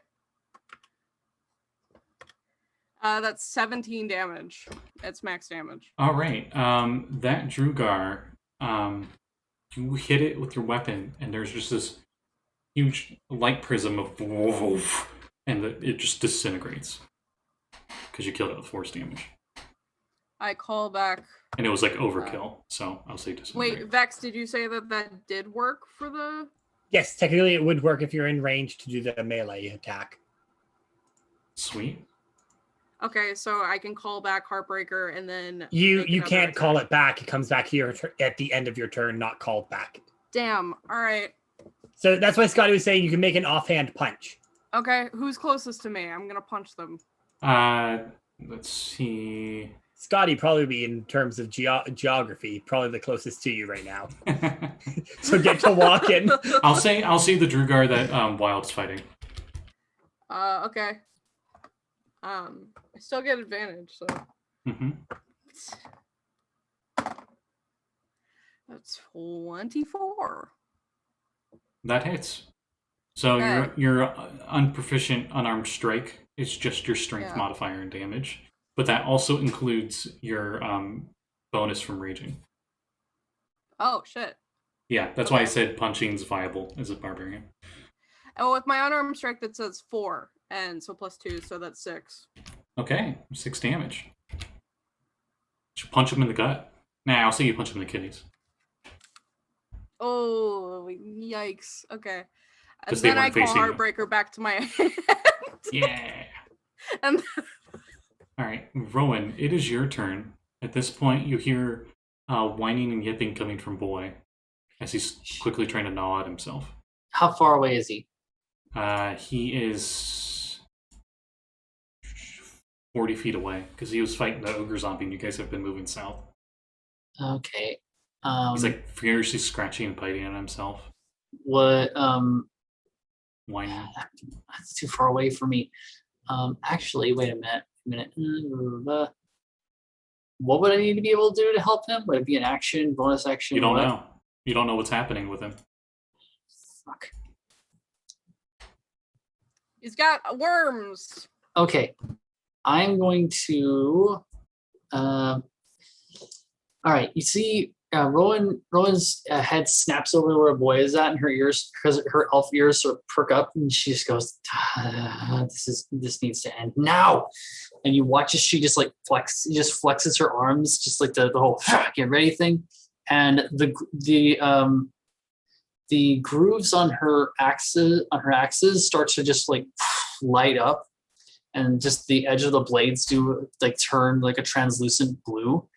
I'm going to swing at the bigger Duragar next to me, right? Because he's at the same side as me. Yeah. All right, that's an 8 for the first swing. Misses. That is the second swing. It's a 17. Right now it's an 18. That hits. All right. And I am going to do something that I haven't done yet. I'm going to spend 1 use of Bardic Inspiration to do a mobile flourish. Ooh, That what does that entail? Mobile flourish is one of my blade flourishes. Whenever I can, my walking speed is boosted by 10 feet until the end of my turn. And I add extra damage equal to the Bardic Inspiration die to the roll. And I can push the target 5 feet plus the number rolled. Then I can then use my reaction to move up to my walking speed to an unoccupied space within 5 feet of the target, but I don't want to do that. I'm just boosting my oh wait, no, you know what? I don't need to do that with my wolf flourish. I can just do that with my regular other flourishes. I misread that wrong. So instead this will be defensive flourish. So it still boosts my walking speed, but instead I can roll a Bardic Inspiration and do the extra damage plus add the number to my AC until the end of my next turn. Ooh. Okay, so that is let's see, damage.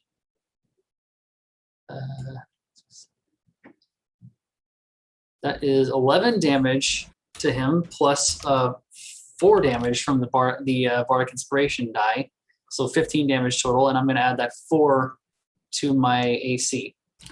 Okay, he's down. So my AC is now 13, 17. My AC is 17, and I'm going to book it towards boy. Okay. So I can move a full 40 feet now. All right, you get to boy, and there's definitely something agitating his fur. You're not quite sure what. Is there anything? You can't really see any of it because you're definitely out of the torch's light range at this point. Even though you have dark vision, you can't really see details in dark vision. Right. Is there anything I can do with the rest of my turn to figure it out, or am I just have to wait till my next turn? You have to wait till your next turn. Damn it. So we'll just say that she just powers, like, get the last feet and just power slides there and just going to start checking him next turn. That's it. Okay. After you, it is Wild's turn. So, Wild, you still have that Drugar on you. All right. Well, I'm just gonna full on club him again, because that seemed to work the last time. That's a 17 to hit. That, yeah, that hits. 10 points of damage. Okay. Barely standing. He's staggering, but still up. All right. She's still barely standing, but still up. Well, 1 second. Let me check something real quick.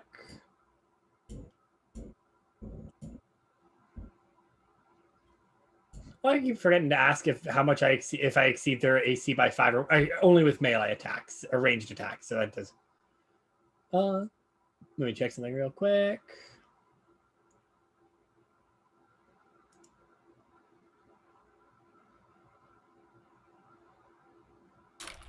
All right, that's all I can do because I can't do my bonus action pistol whip once I pistol whip first round. But yeah, it's my turn. All right. Sorry, I'm writing notes for things. All right, after you, it is Valgg's turn. So Valgg, you can clearly see that most of the Drugar have been wiped out. It looks like Wild's taking care of the last one, and there's a bunch of these weird spore zombie things on the Kobold under river. Okay. Well, I will go to one of those then. The closest one is 15 feet away, but you gotta hop over a 10-foot gap.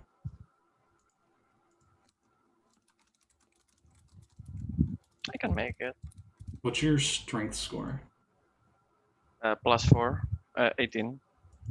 Yeah, you can make it. What's your athletics bonus? +4. Okay. You hop over with your move. And I will, like, try to chop it with an axe. Okay. Do you chop at Phil, the best war servant ever, that has been at 1 hit point for a few rounds, or do you go at the other ones?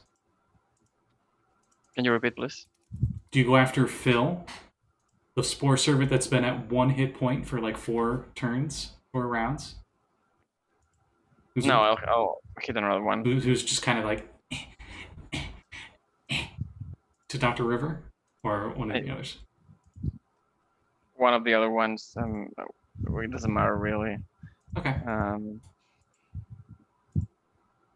Let's see.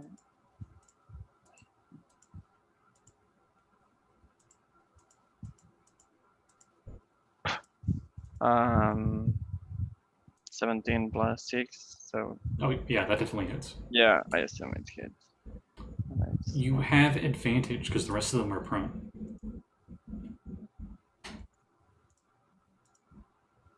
No, that's a 12. So what I said. Mm-hmm. That's 1d8 plus 6. Okay.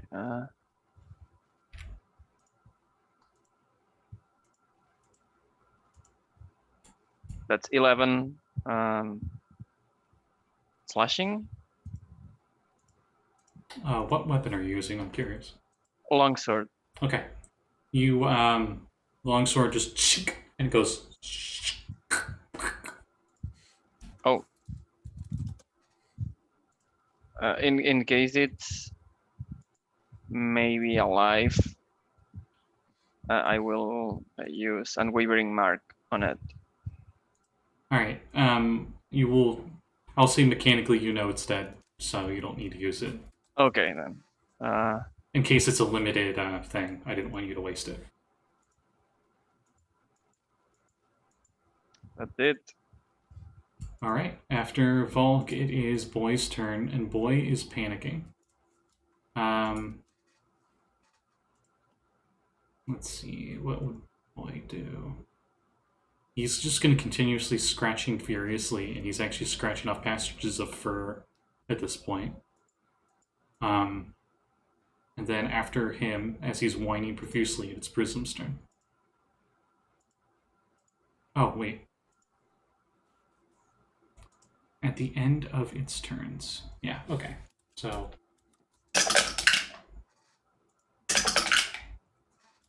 yeah, okay. Now it's Prism's turn. I think I need to ask an Arcana question. What do you want to ask? And then I'll tell you what skill. I need to ask a really stupid question. Does Prism know if necrotic damage would heal these things? I'll say this is like a DC 5 religion check. Because the undead have had a history of necrotic damage healing them. But for some reason, after the second sundering, it hasn't anymore. So you're pretty sure if you did necrotic damage, it would do damage, it would not heal. Okay. Do I still need to roll to make the question? Yeah, you don't need to roll. This would be like Okay. basic facts that everybody would know. Just had to ask. Mm-hmm. In that case, the ones that are closest to river, Mm-hmm. it's just the two of them now, correct? The two that are prone and Phil, who's standing up and punching them. And Phil's at 1 HP. Yes. Phil's pretty much a skeleton at this point, barely held together by bits of fungus. The other ones are untouched, right? One of them is. You know what? I'm sorry, Phil. I'm not really sorry. Toll of the Dead. All right, that's a wisdom save, right? Wisdom save. All right. They had theirs. They're based off of a stat block, but they're modified slightly, so let me see. Because they're technically not spore servants in terms of the monster manual meta.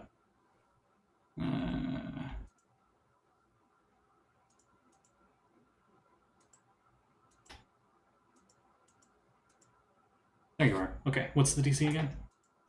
I believe it's 13. Yes, 13. 6. Yay. Bong. 5 necrotic. Camera is on him, like there's a camera on the brim of my hat facing his head. As he just ragdoll collapses to the ground in slow motion, and it just says, "Who can say when the wind blows?" And then just immediately cuts out of that and just anticlimactically just bleh. I have a question for future uses of that. Yeah, sure. What? Can I make it Dude of the Dead? You can if you burn inspiration point. Damn it. I mean, what else are you gonna spend it on? I have plenty of ideas. It would have been better if it was the Cowboy Bebop where Spike was falling out and the Angels song was playing. That would have been good too. But anyways, there goes Phil. Yeah, bye, Phil. Bonus action. He says 2 words. This isn't over. and falls over. Dumb Hercules reference. Yes, but here's the bigger question.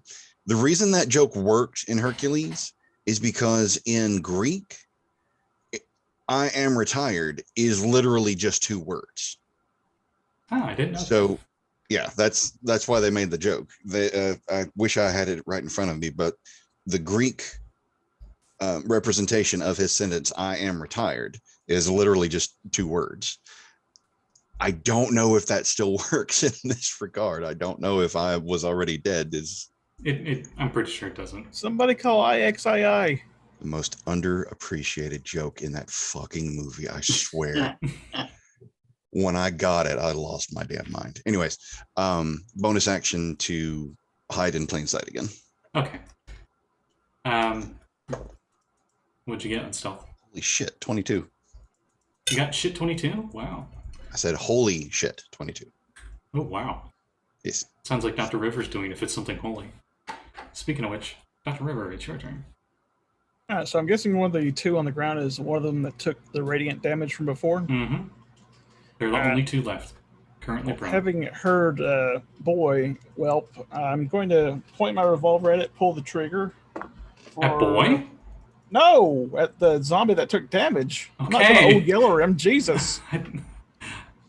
Don't worry, I can do You it mentioned for you. boy, and then you're like, well, I just point my revolver and shoot at him. Oh, but for the zombie that's already been damaged, has 17 to hit. Yeah. That would be 9 force damage. Blech.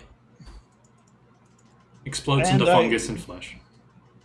So there's just 1 left in Vogg's there. I'm going to head over towards the yelping. All right, you are now 50 feet away because you're like on the opposite end of the room. Okay. Then after you, if that's your turn, right? Yes. The one Drugar that's left, I'm debating what they're going to do. They're literally the only one left. Runs past.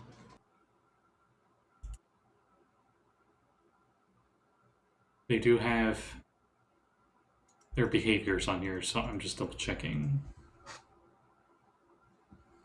They drop their weapon and put their hands in the air. That's their turn. The Spore Servant that is unharmed gets up, shambles out of the difficult terrain that is the grease spell. And that's all it could do in its turn. It took a dash because it was difficult terrain. And it's starting to head towards Wild very slowly. It's about 15 feet away from you, Wild. All right. It does not have a spear because it threw it. After it is Periwinkle's turn. What kind of paladin is Patience again?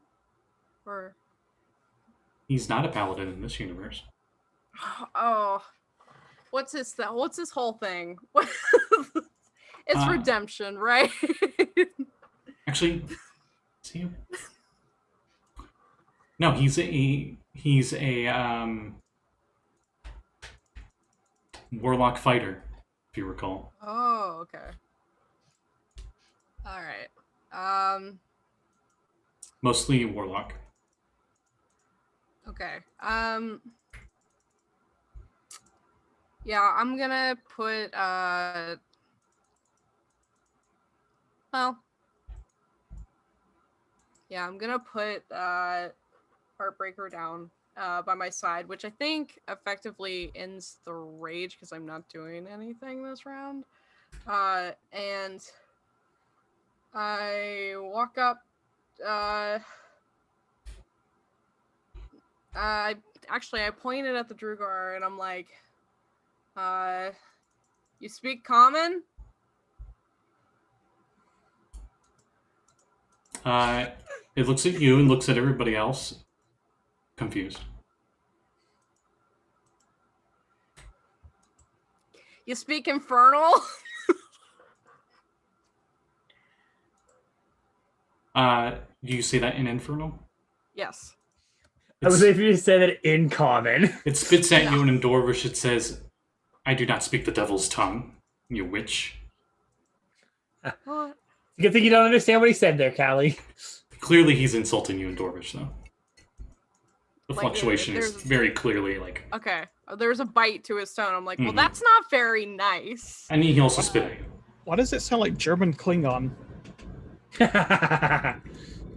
what Dwarvish would sound like, yeah. Isn't Klingon just space German? One's angry all the time, and one's angry even when it's just ordering a Big Mac.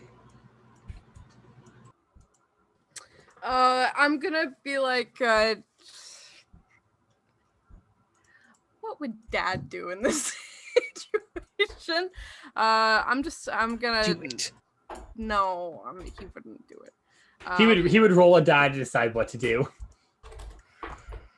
I just opened up his character sheet, and I forgot to give him his hit points back. That's hilarious. He's like almost no. dead.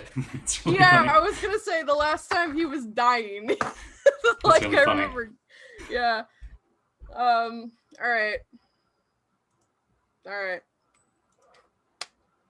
right. Just put your hands behind your back.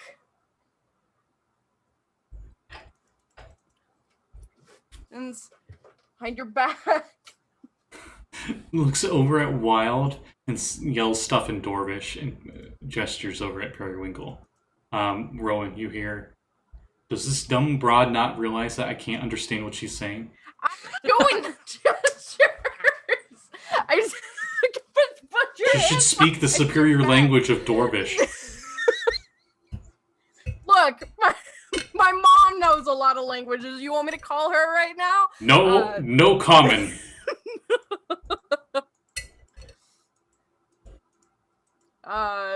I say That's in gonna be Infernal, your turn. You're kind of a jackass. That's it.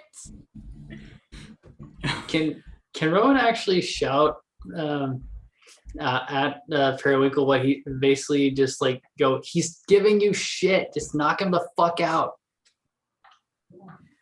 Can I knock him the fuck out? I mean, if you want, Okay. roll to hit. Just- Just go up to him and knock him over the head with the flat of the axe. It'll be the same as a normal attack, but just for doing non-lethal. Okay. I'll non-lethal, but I'll still do the penalty. So I got a 19. Still works. Um. He had 2 hit points left, so you knock him unconscious. Okay. Because I knocked him to 0, can I throw it and hit the other dude that was going for a while? It's a melee attack, Callie. No, A I know. bonus But, action melee attack. oh, This is the okay. guy that was on Wild. Oh. No, He's the you only said one that there left. was another guy that No, got up. she was talking about the zombie. Oh. But I'm pretty sure, yeah, it needs to be a melee. Unless you have melee attack. unless you have extra attack. It says, let me read it again. Once you score, you can make 1 melee attack. Okay, fine. This isn't as cool as I thought it was gonna be. That just shows even more so. You just gotta get in everything's face Yeah. with this character. I mean, that is its literal point, is that you're meant to be in their face constantly. I know, but I didn't. I rolled. It's a wild magic barbarian.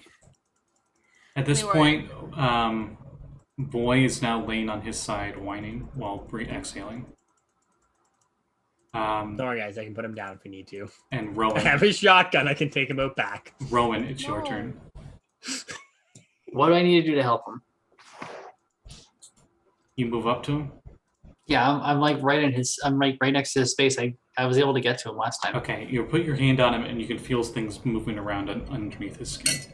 He's ice cold to the touch. Shit.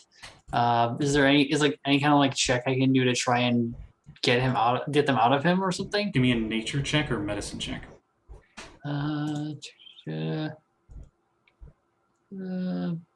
Both are absolute shit. Medicine's a little better. Go with that.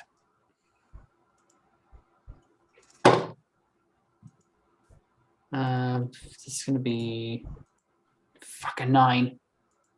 You're not sure what to do. Shit. And I just shout over my shoulder, Doc, we need help. And I can't do anything else.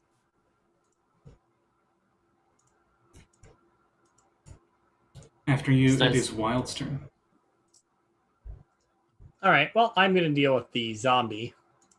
All right, you can be in melee within a move. You don't have to. Just saying. So I'm gonna take a 15-foot step and just whack right across the head. That is a 14 to hit. Yep. 7 points of damage. All right. The neck goes 90 degrees, like, but it's still standing. And then I'm going to walk out of its range by 25 feet. It can't take an attack of opportunity because I have mobile. Interesting. Okay. I'm going to be playing, Scotty, I hope you're ready. I am going to be playing one of the most annoying fucking characters you've ever had to deal with. If you feel for like combat. if you feel like you don't want to, like, you're worried about not reminding me because you've told me so many times, don't worry about it. Just tell me. Yep.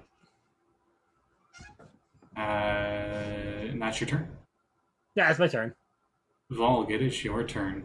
All that's left is this poor servant thing. The southern edge of the room. And you hear a whining boy out in the darkness somewhere. You saw Rowan run in that direction.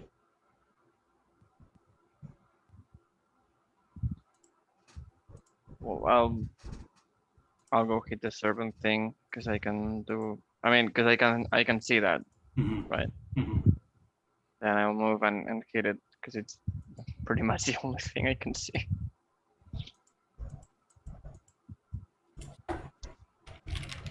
All right, roll ahead. 22, Yep. 16 again. Yeah. It's the same. 28.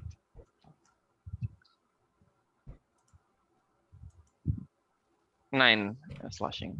All right, you squash what's left of that. And that's your turn. Yeah, I'll turn and try to like squint my eyes in hopes of eventually seeing something. You could probably reach the torch and pick it up. What torch? The one that I lit. It's on the wall. It would take your action to grab it, though. Never mind. Mm-hmm. So yeah, that's it. For now.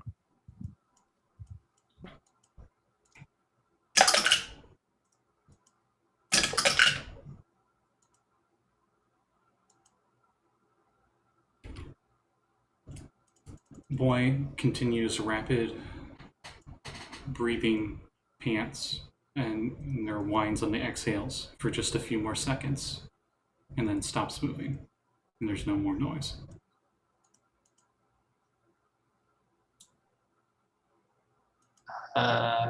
River, can't you like reactions fairly dying or something as a great cleric?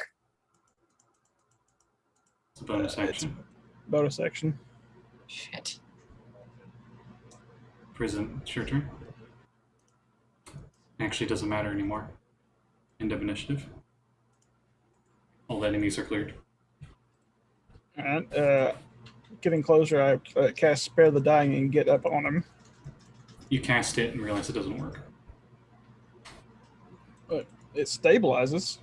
If they're not dead outright. That's the problem is it has the worms in it, which means it goes into it doesn't die effectively. Alright, got a medical check.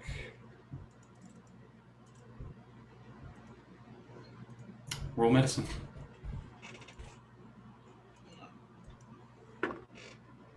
$19. Can you describe to me what all this medicine check entails for you? What are you exactly examining on the boy?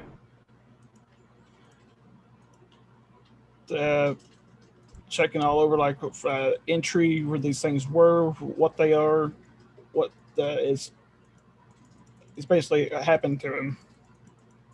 Okay. You see very clear holes where he's bleeding. that look like puncture wounds, like something went inside him. And you notice part of his skin breaks on one spot, and I need a dex save.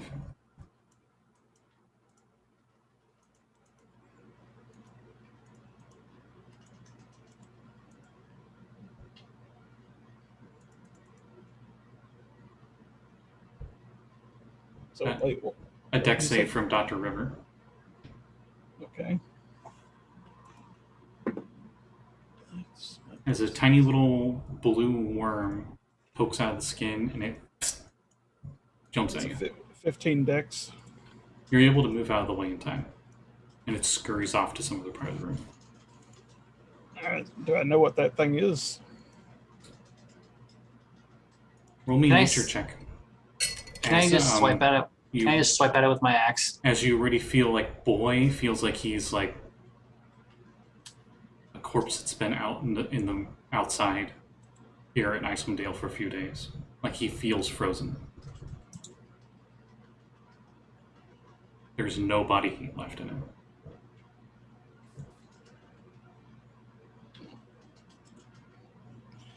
I'm gonna try cure wounds on him. At what level? I'll go first level, see if that does anything. Okay. Because you scored high enough in your medicine check, you know he's dead. And that healing magic won't work. Unless you have something that can revive things. Like the Revivify spell. And I don't agree with the BS rule with those spells where it's like a humanoid or whatever. So.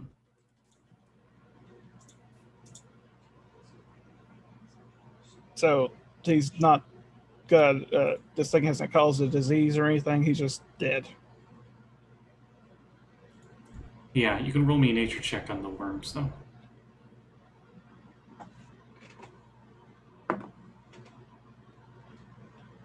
$16.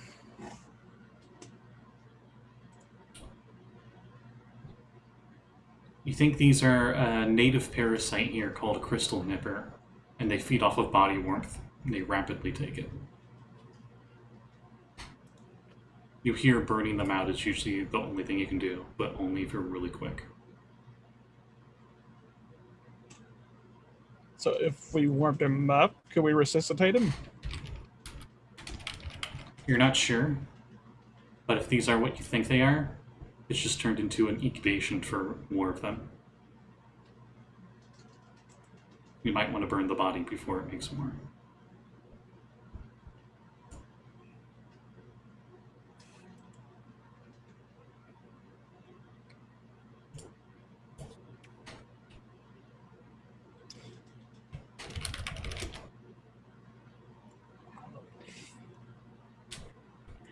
Can I try to burn them out with Word of Radiance? You can't I target think- them, you can't see them. I was gonna say the big one. They have big, total so cover right now. These effectively are corpse grubs or whatever they're called too, or yeah. So Unless effectively, unless we have a revival ability, like revivify. or not revivify, because technically with revivify you keep the same body, so the worms would still be inside Boy. So weren't we here for a specific reason? Yes. We were following Boy to get to the climber. So shouldn't we be searching for the climber? Boy was our best bet to find him. Well, I'm gonna call my dad. Why does that sound like a threat to Scotty? It's not. No, it's not. I'm gonna call my dad. Oh, All in right. character, in You game. pull out your sending Yeah. stone. Dad, we need revivify really quick. Can you please do it? Callie, revivify doesn't work on this. I want to make that 100% clear. Revivify will literally just bring Boy back with the worms still inside Boy. Okay, but if you do something to get the worms out, then You- it would work. So, at least as the rules of, if I remember how these work, literally Revivify doesn't bring them back. Revivify literally just keeps them dead, effectively. If I'm remembering how these work, because I'm assuming they're the same as rotten grubs, right, Scotty? They function a lot the same. Yeah. So That's what they're based off of. If it's rot grubs, then our best bet is literally Do just you to summon Kobold. your dad? I mean, that's what Periwinkle would do. Okay. There's a bright light that enters the room. And standing right next to Periwinkle is a much older tiefling fellow. He's got a clayish red skin tone. The thing that stands out the most because it's so dark in this room is the glowing celestial runes on his forehead. And you notice that he has some kind of like shortened quarterstaff in a holster. And he's got on this like epic looking armor and stuff. And he's got like the dad beard. And he's probably middle-aged. Maybe Wild immediately if points being the gun at nice, him. middle-aged. Wild is immediately pointing the gun at the person who just appeared out of nowhere. Oh, And he goes, "Hey, baby girl, what's up?" it's the dog. It has weird worms in it, and we need it to live. How long ago? Less than a minute. Lesser restoration. Pulls out a tiny little diamond. And it fades off, and the light glows on Boy. And then Boy starts breathing again. Wait a minute. I just asked if it was poison because I do have lesser restoration. If it had a disease or a condition affecting it.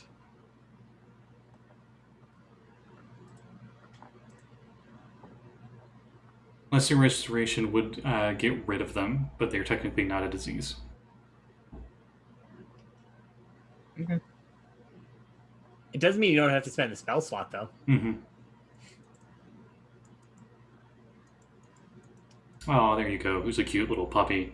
And as he rubs its head, you notice all of the wounds on it just immediately heal up as he spends some of his healing pool to heal Boy. And Boy gets up, and I'm going to roll animal handling for patience to see if Boy just bites him out of pure instinct of fear, because they were kind of just dying. What about the worms inside it? That would genuinely make this really funny.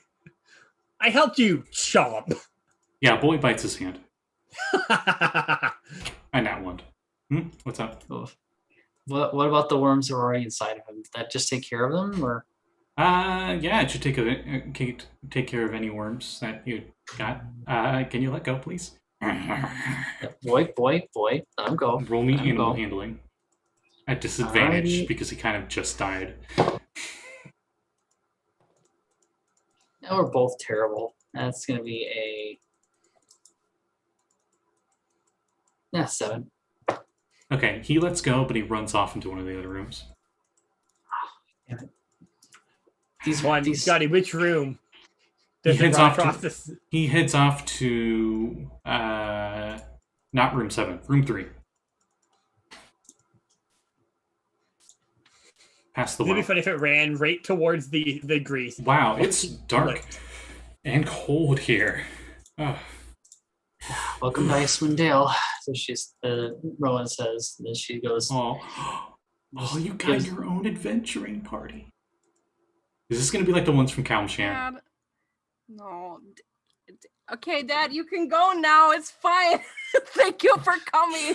Aren't you going to introduce me to everybody? It's so rude. These are the. This is my little baby girl Periwinkle, if you guys didn't know. She's been very helpful. And Rowan just offers a hand. Never met her in my life. I would have to Wild change your setting is diaper dark. more often than a short rest. And he puts his hand out. Rowan gives him the handshake where it's clasping on the upper arms like warrior style. She just goes, "I'm Rowan. It's good to meet you. Thanks for saving our little guide there."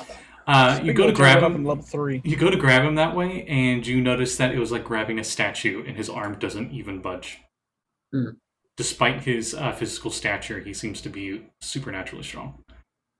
Rowan just nods at that, like respectfully. Kobold! Oh, wait. Never mind. Stop. This is Dr. River. Oh, sweet. What do you points study? I'm an archaeologist. You study arcs? Yes, the 40 cubit ones. Wow, he's really smart. I barely understood anything he was saying. You should probably learn some things from him, Periwinkle. You know, you Yeah. always slacked off when you were in school. You would rather flip the desk than do your homework. Nice to meet you. If you excuse me. Boy, come here. Dad. Roll animal handling, Dr. River. So, what did you need me to help with? How Dirty was 20. it? Oh. The guy or the dog was is leading us on a quest. There's a gentleman missing here in the mountains. Wait, are you serious? You called me after this? As he points out to all the dead bodies everywhere. You said only for emergencies. I thought the dog was more of an emergency. It's just wild in the background as all of this is going. Is reloading her arm. It's a dirty 20, by the way. Okay. You hear a whimper from the other room, and you see Boy's head peek around the door and look at you all sad. Hey, go pet. Okay. He definitely let you pet. And Patience just is like, okay, all right. Hey? Yeah? All right, take me home. And he just disappears. So bye. Bye, Dad. Thanks for coming. I love you too. You immediately hear in your head, receiving a sending spell from, hey, is this thing on? I don't know if I'm supposed to... Would you like to answer? Yes. It's just a Skype ringtone. Received a do, what call? do. Hey, so I hope that was fine with the dog and stuff. Have Yeah, you- thank you. How's the tavern doing? I don't know. I haven't been Periwinkle, that's the there. whole reason you're up there. I mean, and he runs out of words. Don't tell Thana! Tina probably knows you fucked off at this point. Rowan just smiles at this and just goes, "You have a very interesting family. We should trade stories sometime." You have no idea. You look over and you see River probably sitting on the ground, legs crossed, and Boy is way too big for River's lap, but is laying on her lap regardless. That's so cute. So He's a husky, so it's very floof. Hi guys. Hey, Valgg. Welcome back. Wow, just Hey. kind of does the flip up and her arm just goes snap as she reloads it. So how's it been? I have something for all of you. I will give everyone the share of whatever For the the bounty. quest. Yeah, for the quest. Nice. Okay, I think it was 200 gold. Let me double check. So we split 200 between all of us. Yeah, and there's 6 of you, so that's not going to be a very We even each get amount. 33.3333333333 repeating. Okay, we'll go with 33 gold and 33 silver. Yes, All right. that's like what I was gonna say. We don't count copper in this house. Actually, be 33 gold, 3 silver, 3 copper. But yeah. Oh, that's that. Sorry. Yeah, that's a nice thing when you do the math for it, right? The beautiful thing about D&D numbers is the first 2 digits in the decimals add up to gold and silver. It's really nice, actually. It's annoying, but nice. Scotty, Mm-hmm. speaking about small objects that are easy to forget, remember that psi crystal that I have attuned? Yep. Remember that it glows? Yeah, you didn't have it out. I thought it was a necklace. No, it's just a crystal. Okay, never mind. So We can get it fashioned into a necklace at some point. Speaking of which, I'm going to cast light on the boy's collar. Oh, thank you. Also, like, have you just like I don't know? I mean, you seem busy, guys. But have you seen a griffin? Because I'm kind of worried now. I think Yeah. Rowan just looks over her shoulder at this stuff. I think we've got our hands full. Oh, it's only been a few hours, but it seems like weeks. How have you been? Cold. I've met like really interesting guys who pointed me in the right direction because I got lost in a blizzard. Like some Goliath people. really cool.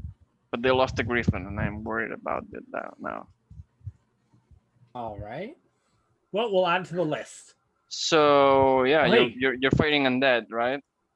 We were fighting Duragar, and it turned into these just gestures with her action. One of these fungus things. Which they're not undead, apparently. How come? Where you keep Nature coming to this place? Nature or Arcana for this one. Can we all do this? For the Spore Servants, sure. I have a slightly different plan that I'd like to enact. Dr. River have advantage just because they've already tried like undead stuff on them and it didn't work. Oh. And they've had the most like in the field experience, so to speak. Before we roll that, what about the unconscious Drogar and the one that was stabilized on the ground? That's one and the same. No, it's not. No, there's two of them. What? There was the one that was unconscious, and then the other one that Dr. River shot, killed, and then stabilized using Spare the Dying. Oh, that's right. I guess they are technically stabilized. So do we only need one to question? I think it might be good to get a second opinion. I mean, all else fails, we just drop them in the pit afterward. Okay, here's your second opinion. They're also ugly. So We've made them uglier too, so that doesn't help. And I still Well- want to know what they know. Which Well, one the- looks more in charge? Sorry. Wild just starts laughing when you ask that. Rowan just goes, you might want to ask Wild that. I think you turned. Wild just goes. She turns to Wild and goes, you turned his head into an art project. He's over there, and over there, and over there, and over there. He's a lot of places right now. She says with a grin. And he goes, but I did find this thing, and pulls out the rave lantern. Oh, that's pretty cool. As I walk by and just point my pistol at the one I stabilized earlier. You're gonna say Prism? Click. I would like to take the now lit torch out of the scone and start torching the ones that are not stabilized. Okay. By Give the way, me, if it wasn't obvious, I do shoot the one on the ground. shoot the one that you stabilized or the one that you didn't stabilize. Which one looks more informative? Yes. Well, we just Well- questioned them before. Give me an insight roll. 15. Both of them seem to be wearing the same kind of armor, so they're probably of the same rank.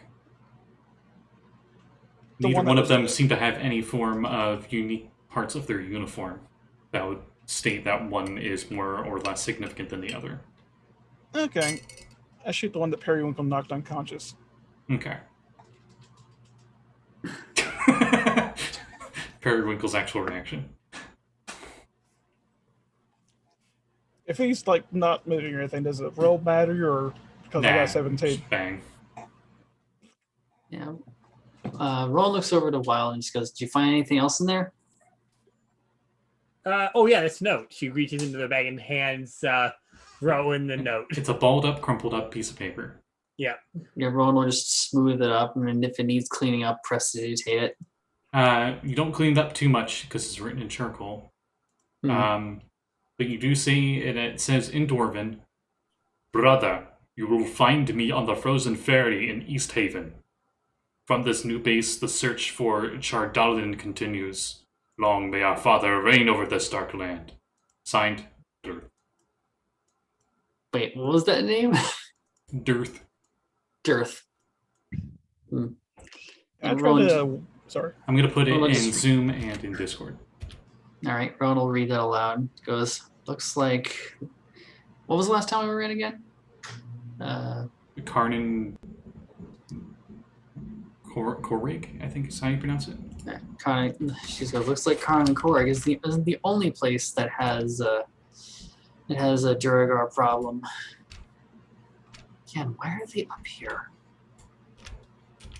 And do we know anything about Chardalin? Or what Chardalin might be? You can roll Arcana. Lots of Right. knowledge checks. Yeah. Can I try to wake the other guy up by just sitting on his chest and slapping him in the face? You do Wait know, till I- you wait do till I know get that over here. East Haven is one of the 10 towns. Don't know anything.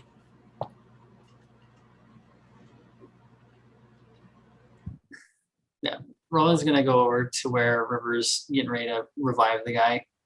Slap, Yeah, slap, slap. Yeah, she's gonna just crouch down so she is at like eye level with the guy whenever he wakes up. All right, after a slap or two, he's awake. Revolver in the chin. Hi. Rowan just goes, "Good morning." Looks worried at River, and then hears Rowan speak Dwarvish, and eyes go over to Rowan. Mm-hmm. She goes, "Yeah, remember me?" Now, unless and he says, she just He says, "Just kill me already, you pig." Oh, that's charming, but no. I think the only pig here will be you if I roast your armor again if you don't tell us what we want to know. What do I you- hear that what do you the want? bears outside love the taste of warmed dwarf. Now, what are you all doing here? We're running an outpost for invading 10 towns. Really? Sun goes dark for 2 years and you think that you have the stones to actually take the surface. It is now dark. Your light is no longer here for you. That's cute of you to say, but I think my light actually left a bit of a mark on you. Now, so that's why you're here. And you're an outpost. Who's your boss? Naldar Sunbright. Sorry, Naldar Sunblight. I know how to Aptly read. named. Aptly named. Is he the modern art masterpiece in the other room? What did the small lizard say? Is he the one who's currently dead in the other room? Huh, So just like unlikely. jerk her. So, the Thar Sunblight, What gave him the idea that he could invade the surface world just because the sun has gone out? Surely he knows that this place it might not be the most advanced place in the world, but surely he knows that places around here are very well guarded. Not every town is as small as the others that you've been scavenging off of. We are in search of Chardalin. Explain. What is this? Is Rowan the only one that can understand dwarf? Good question. I can't. You know what? I'm getting tired of hearing German, Klingon, so comprehend languages.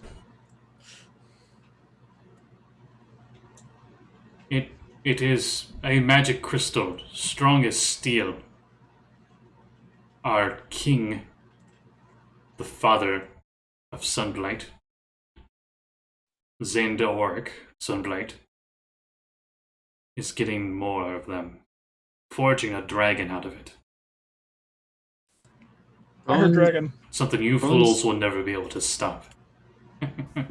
Rowan's eyes just sort of like go a little wide at that and goes, building a dragon? Forging Wait, it. Where's the dragon? She just looks Like over. I'll tell you. Well, 5 will get you 10 that it's Sunblight, where the dragon is. We find your boss, we find your little project. You find my boss, and you're all dead. Go ahead, find him. I'm sure he's writing notes that will have you leave the call at my whim. I'm sorry. Was that a vague insult? Or like a threat, because I speak Dwarven. Is that a horse? I have Yes. never ate horse. I hear it's I good. have never eaten dwarf either. Sorry, but I folks, we will. did lose somebody on our call. Hopefully Yeah. they'll be back soon, or maybe they drifted off to sleep. It is getting late. It is. Yeah, Rowan will. Well, what now? Hmm. You gonna kill me? Well, your boss? Yes, we are. You know, that would be most prudent. But I wonder if we could get a little reward out of you. You all did steal from one of the neighboring towns. I'm sure that certain speaker will be happy to know that his criminal investigation can come to a close. The only reward you would be getting is a pickaxe in your gut during the night. And bang. And that is where we'll end the session. As his head went all explodey. I was trying to give an out to someone who might have to be gone next week. Yep, and we'll say we'll do like a PG-13 bang, where the bang's off screen, but a little bit of blood splatters onto Rowan's face. Yeah, Rowan just blinks a little bit and just like. God. And you thought I'd be the one shooting people like this. How much ammo do you got, River? I don't, because I'm casting Eldritch Blast through it. Ah, smart. Okay. Well, on that note, I think we'll do plugs. First, I'll do the one who dropped from the call. Our friend who is playing Prism. Prism Shimmerspike. I was trying to remember the last name. Our friend Saege. He's in these games every Wednesday, but he's also in our Saturday Dark Matter game that's coming up, Mysteries of the Silver Fleet, where he plays a totally not Sith character, and I play a totally not Obi-Wan character, and he constantly throws boxes at me using the Force out of spite. And he's also in our Ghost of Saltmarsh game, which is the alternative Saturday games, 7 p.m. Eastern Standard Time. And I think that covers everything for him that I can think of. So I think up next I'll let Wild go. All right, that's me. So you can find me every other Thursday on my channel at Fractured Moon D&D, where we have Saffron Academy. Callie and Scotty are both a part of it. I as our GM. It's great. We are currently, what are we doing? Oh yeah, we just finished up our investigation. Well, finished up our investigation and are on to a second investigation that led from the first one. It's a lot of chaos. It's great. It's really fun. We are all ridiculous. Aside from that, on this coming up Sunday, and that's next week Thursday, not this week Thursday. Then this coming Sunday at 12:30 p.m. EST on my channel, I have Starfall Academy, a mask-based game ran by Hera, where our group just got our first hit piece put on us by a journalist who labeled us the delinquents. And at the end of the session, our characters are feeling various levels of upset by this. My character really liked the nickname and the logo we got for them, so she ended up tattooing it to her, getting it tattooed on her, because she really liked the idea of, oh hey, this thing, fuck you, I'm taking it, it's mine now, I like this. I actually like that as a hero team name for a bunch of younger heroes. It's really good. Our group is really good. It's especially ironic considering, it's funny because what was exposed was two of our characters have villainous backstories in a way. One of them was formerly a terrorist, part of a terrorist group, and the other, my character, is the daughter of one of the most famous supervillains in the universe at that time. Dang. So yeah, the Delinquents is a very apt name. Oh, and also we have an alien in our group. But I mean, Nice. It's funny when the alien is the least scared, the one that you're like, oh, that's no big deal. And then after that, I have my third game on my channel, which I'm running. My land. Sounds like JoJo's Bizarre Adventure, where the alien's like, oh, okay. Yeah, literally, she's great. She's awesome. She's adorable. But yeah, it's like, oh well. Yeah, we already knew she's an alien. Like she was obvious about it. She was really bad at hiding it. And then after that, I have my game I'm running, which is Union Academy. Yes, I have 3 Academy games. I did it intentionally now at this point. You should call yourself the dean. Pretty much. I call myself the mistress of mechs.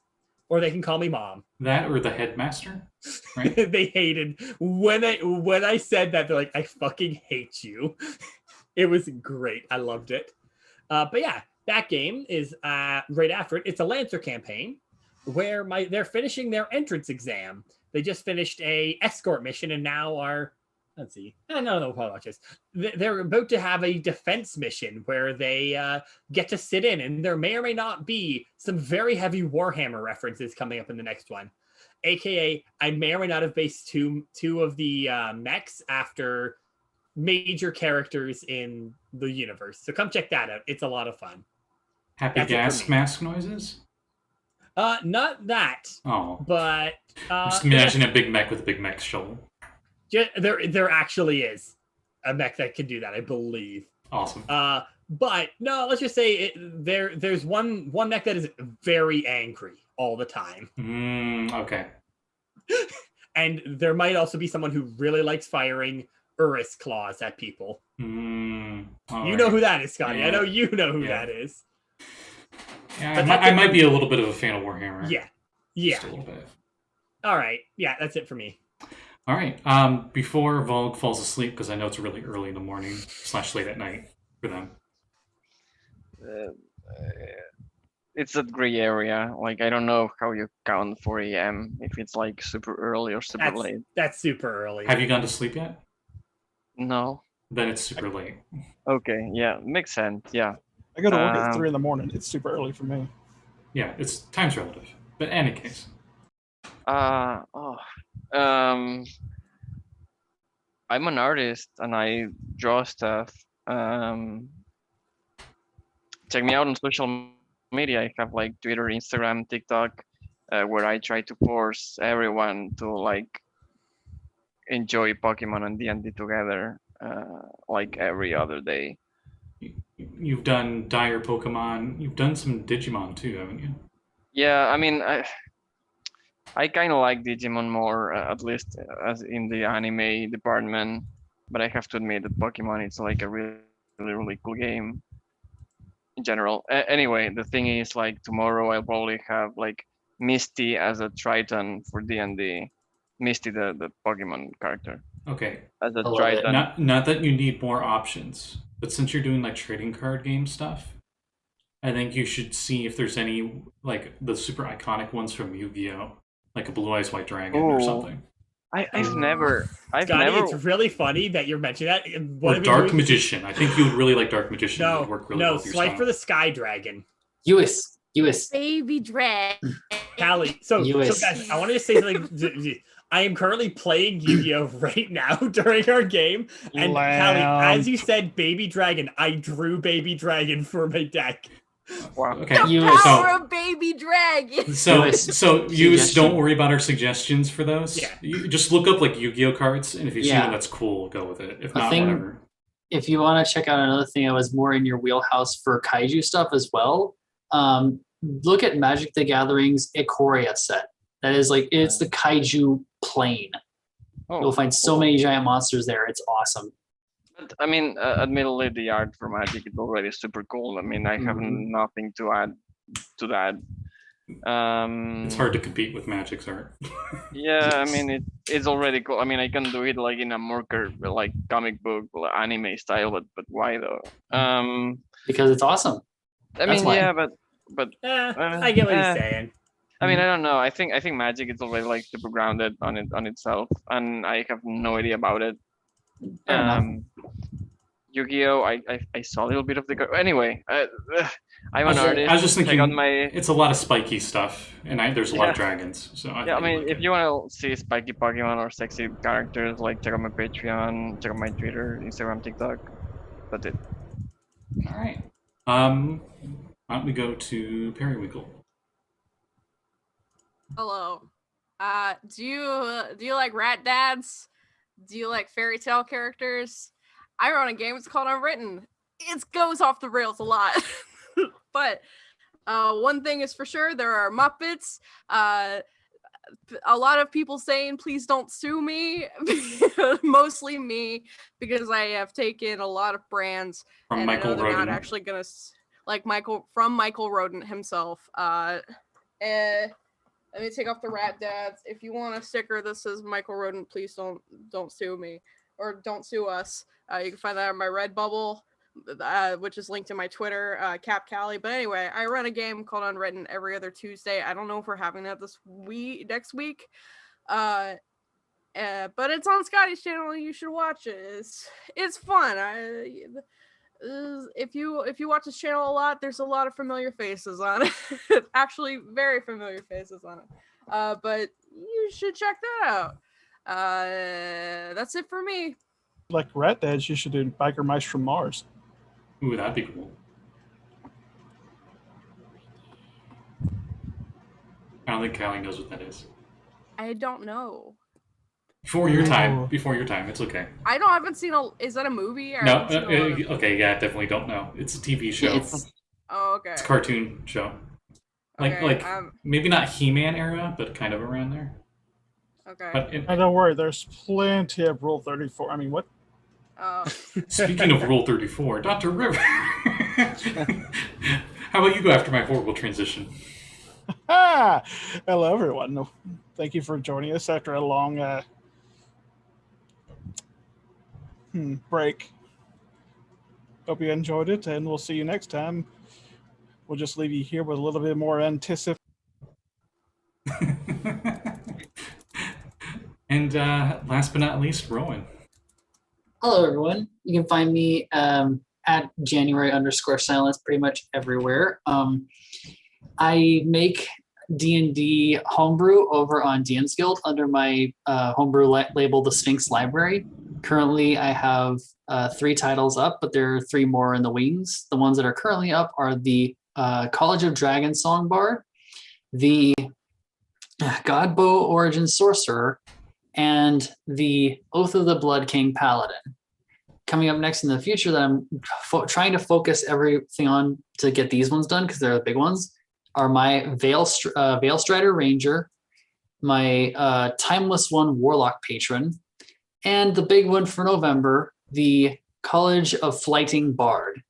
I say November because Strixhaven's a thing, and Silver Quill people will love this. And additionally to that, this week I might be opening my own Patreon as sort of a tip jar for people who want to help support this, because art costs money, because artists need to live too, because they make beautiful work and they should be paid for their beautiful work. And on top of that, you can also find myself, Lluis, and Saege, who is currently unfortunately absent at the moment. You can find all of us over on YouTube at Backed Channel 1, BACT Channel 1. Where we are playing through a dark matter campaign called A Quest for the Quantum Rose. It's got action, it's got comedy, it's got ridiculousness. There's gonna be time madness at some point. Last episode, we went to a weird elven paradise world that gave all of us the heebie-jeebies. And also, we have a corgi that shoots lasers when it barks. What more could you want? Awesome. And I will close things off by saying, if you all like this show and any of the other shows that are hosted on this channel, I don't mention this enough, and I probably should, and I definitely need to update my Patreon. I'm probably just going to have one tier, $1 a month kind of thing.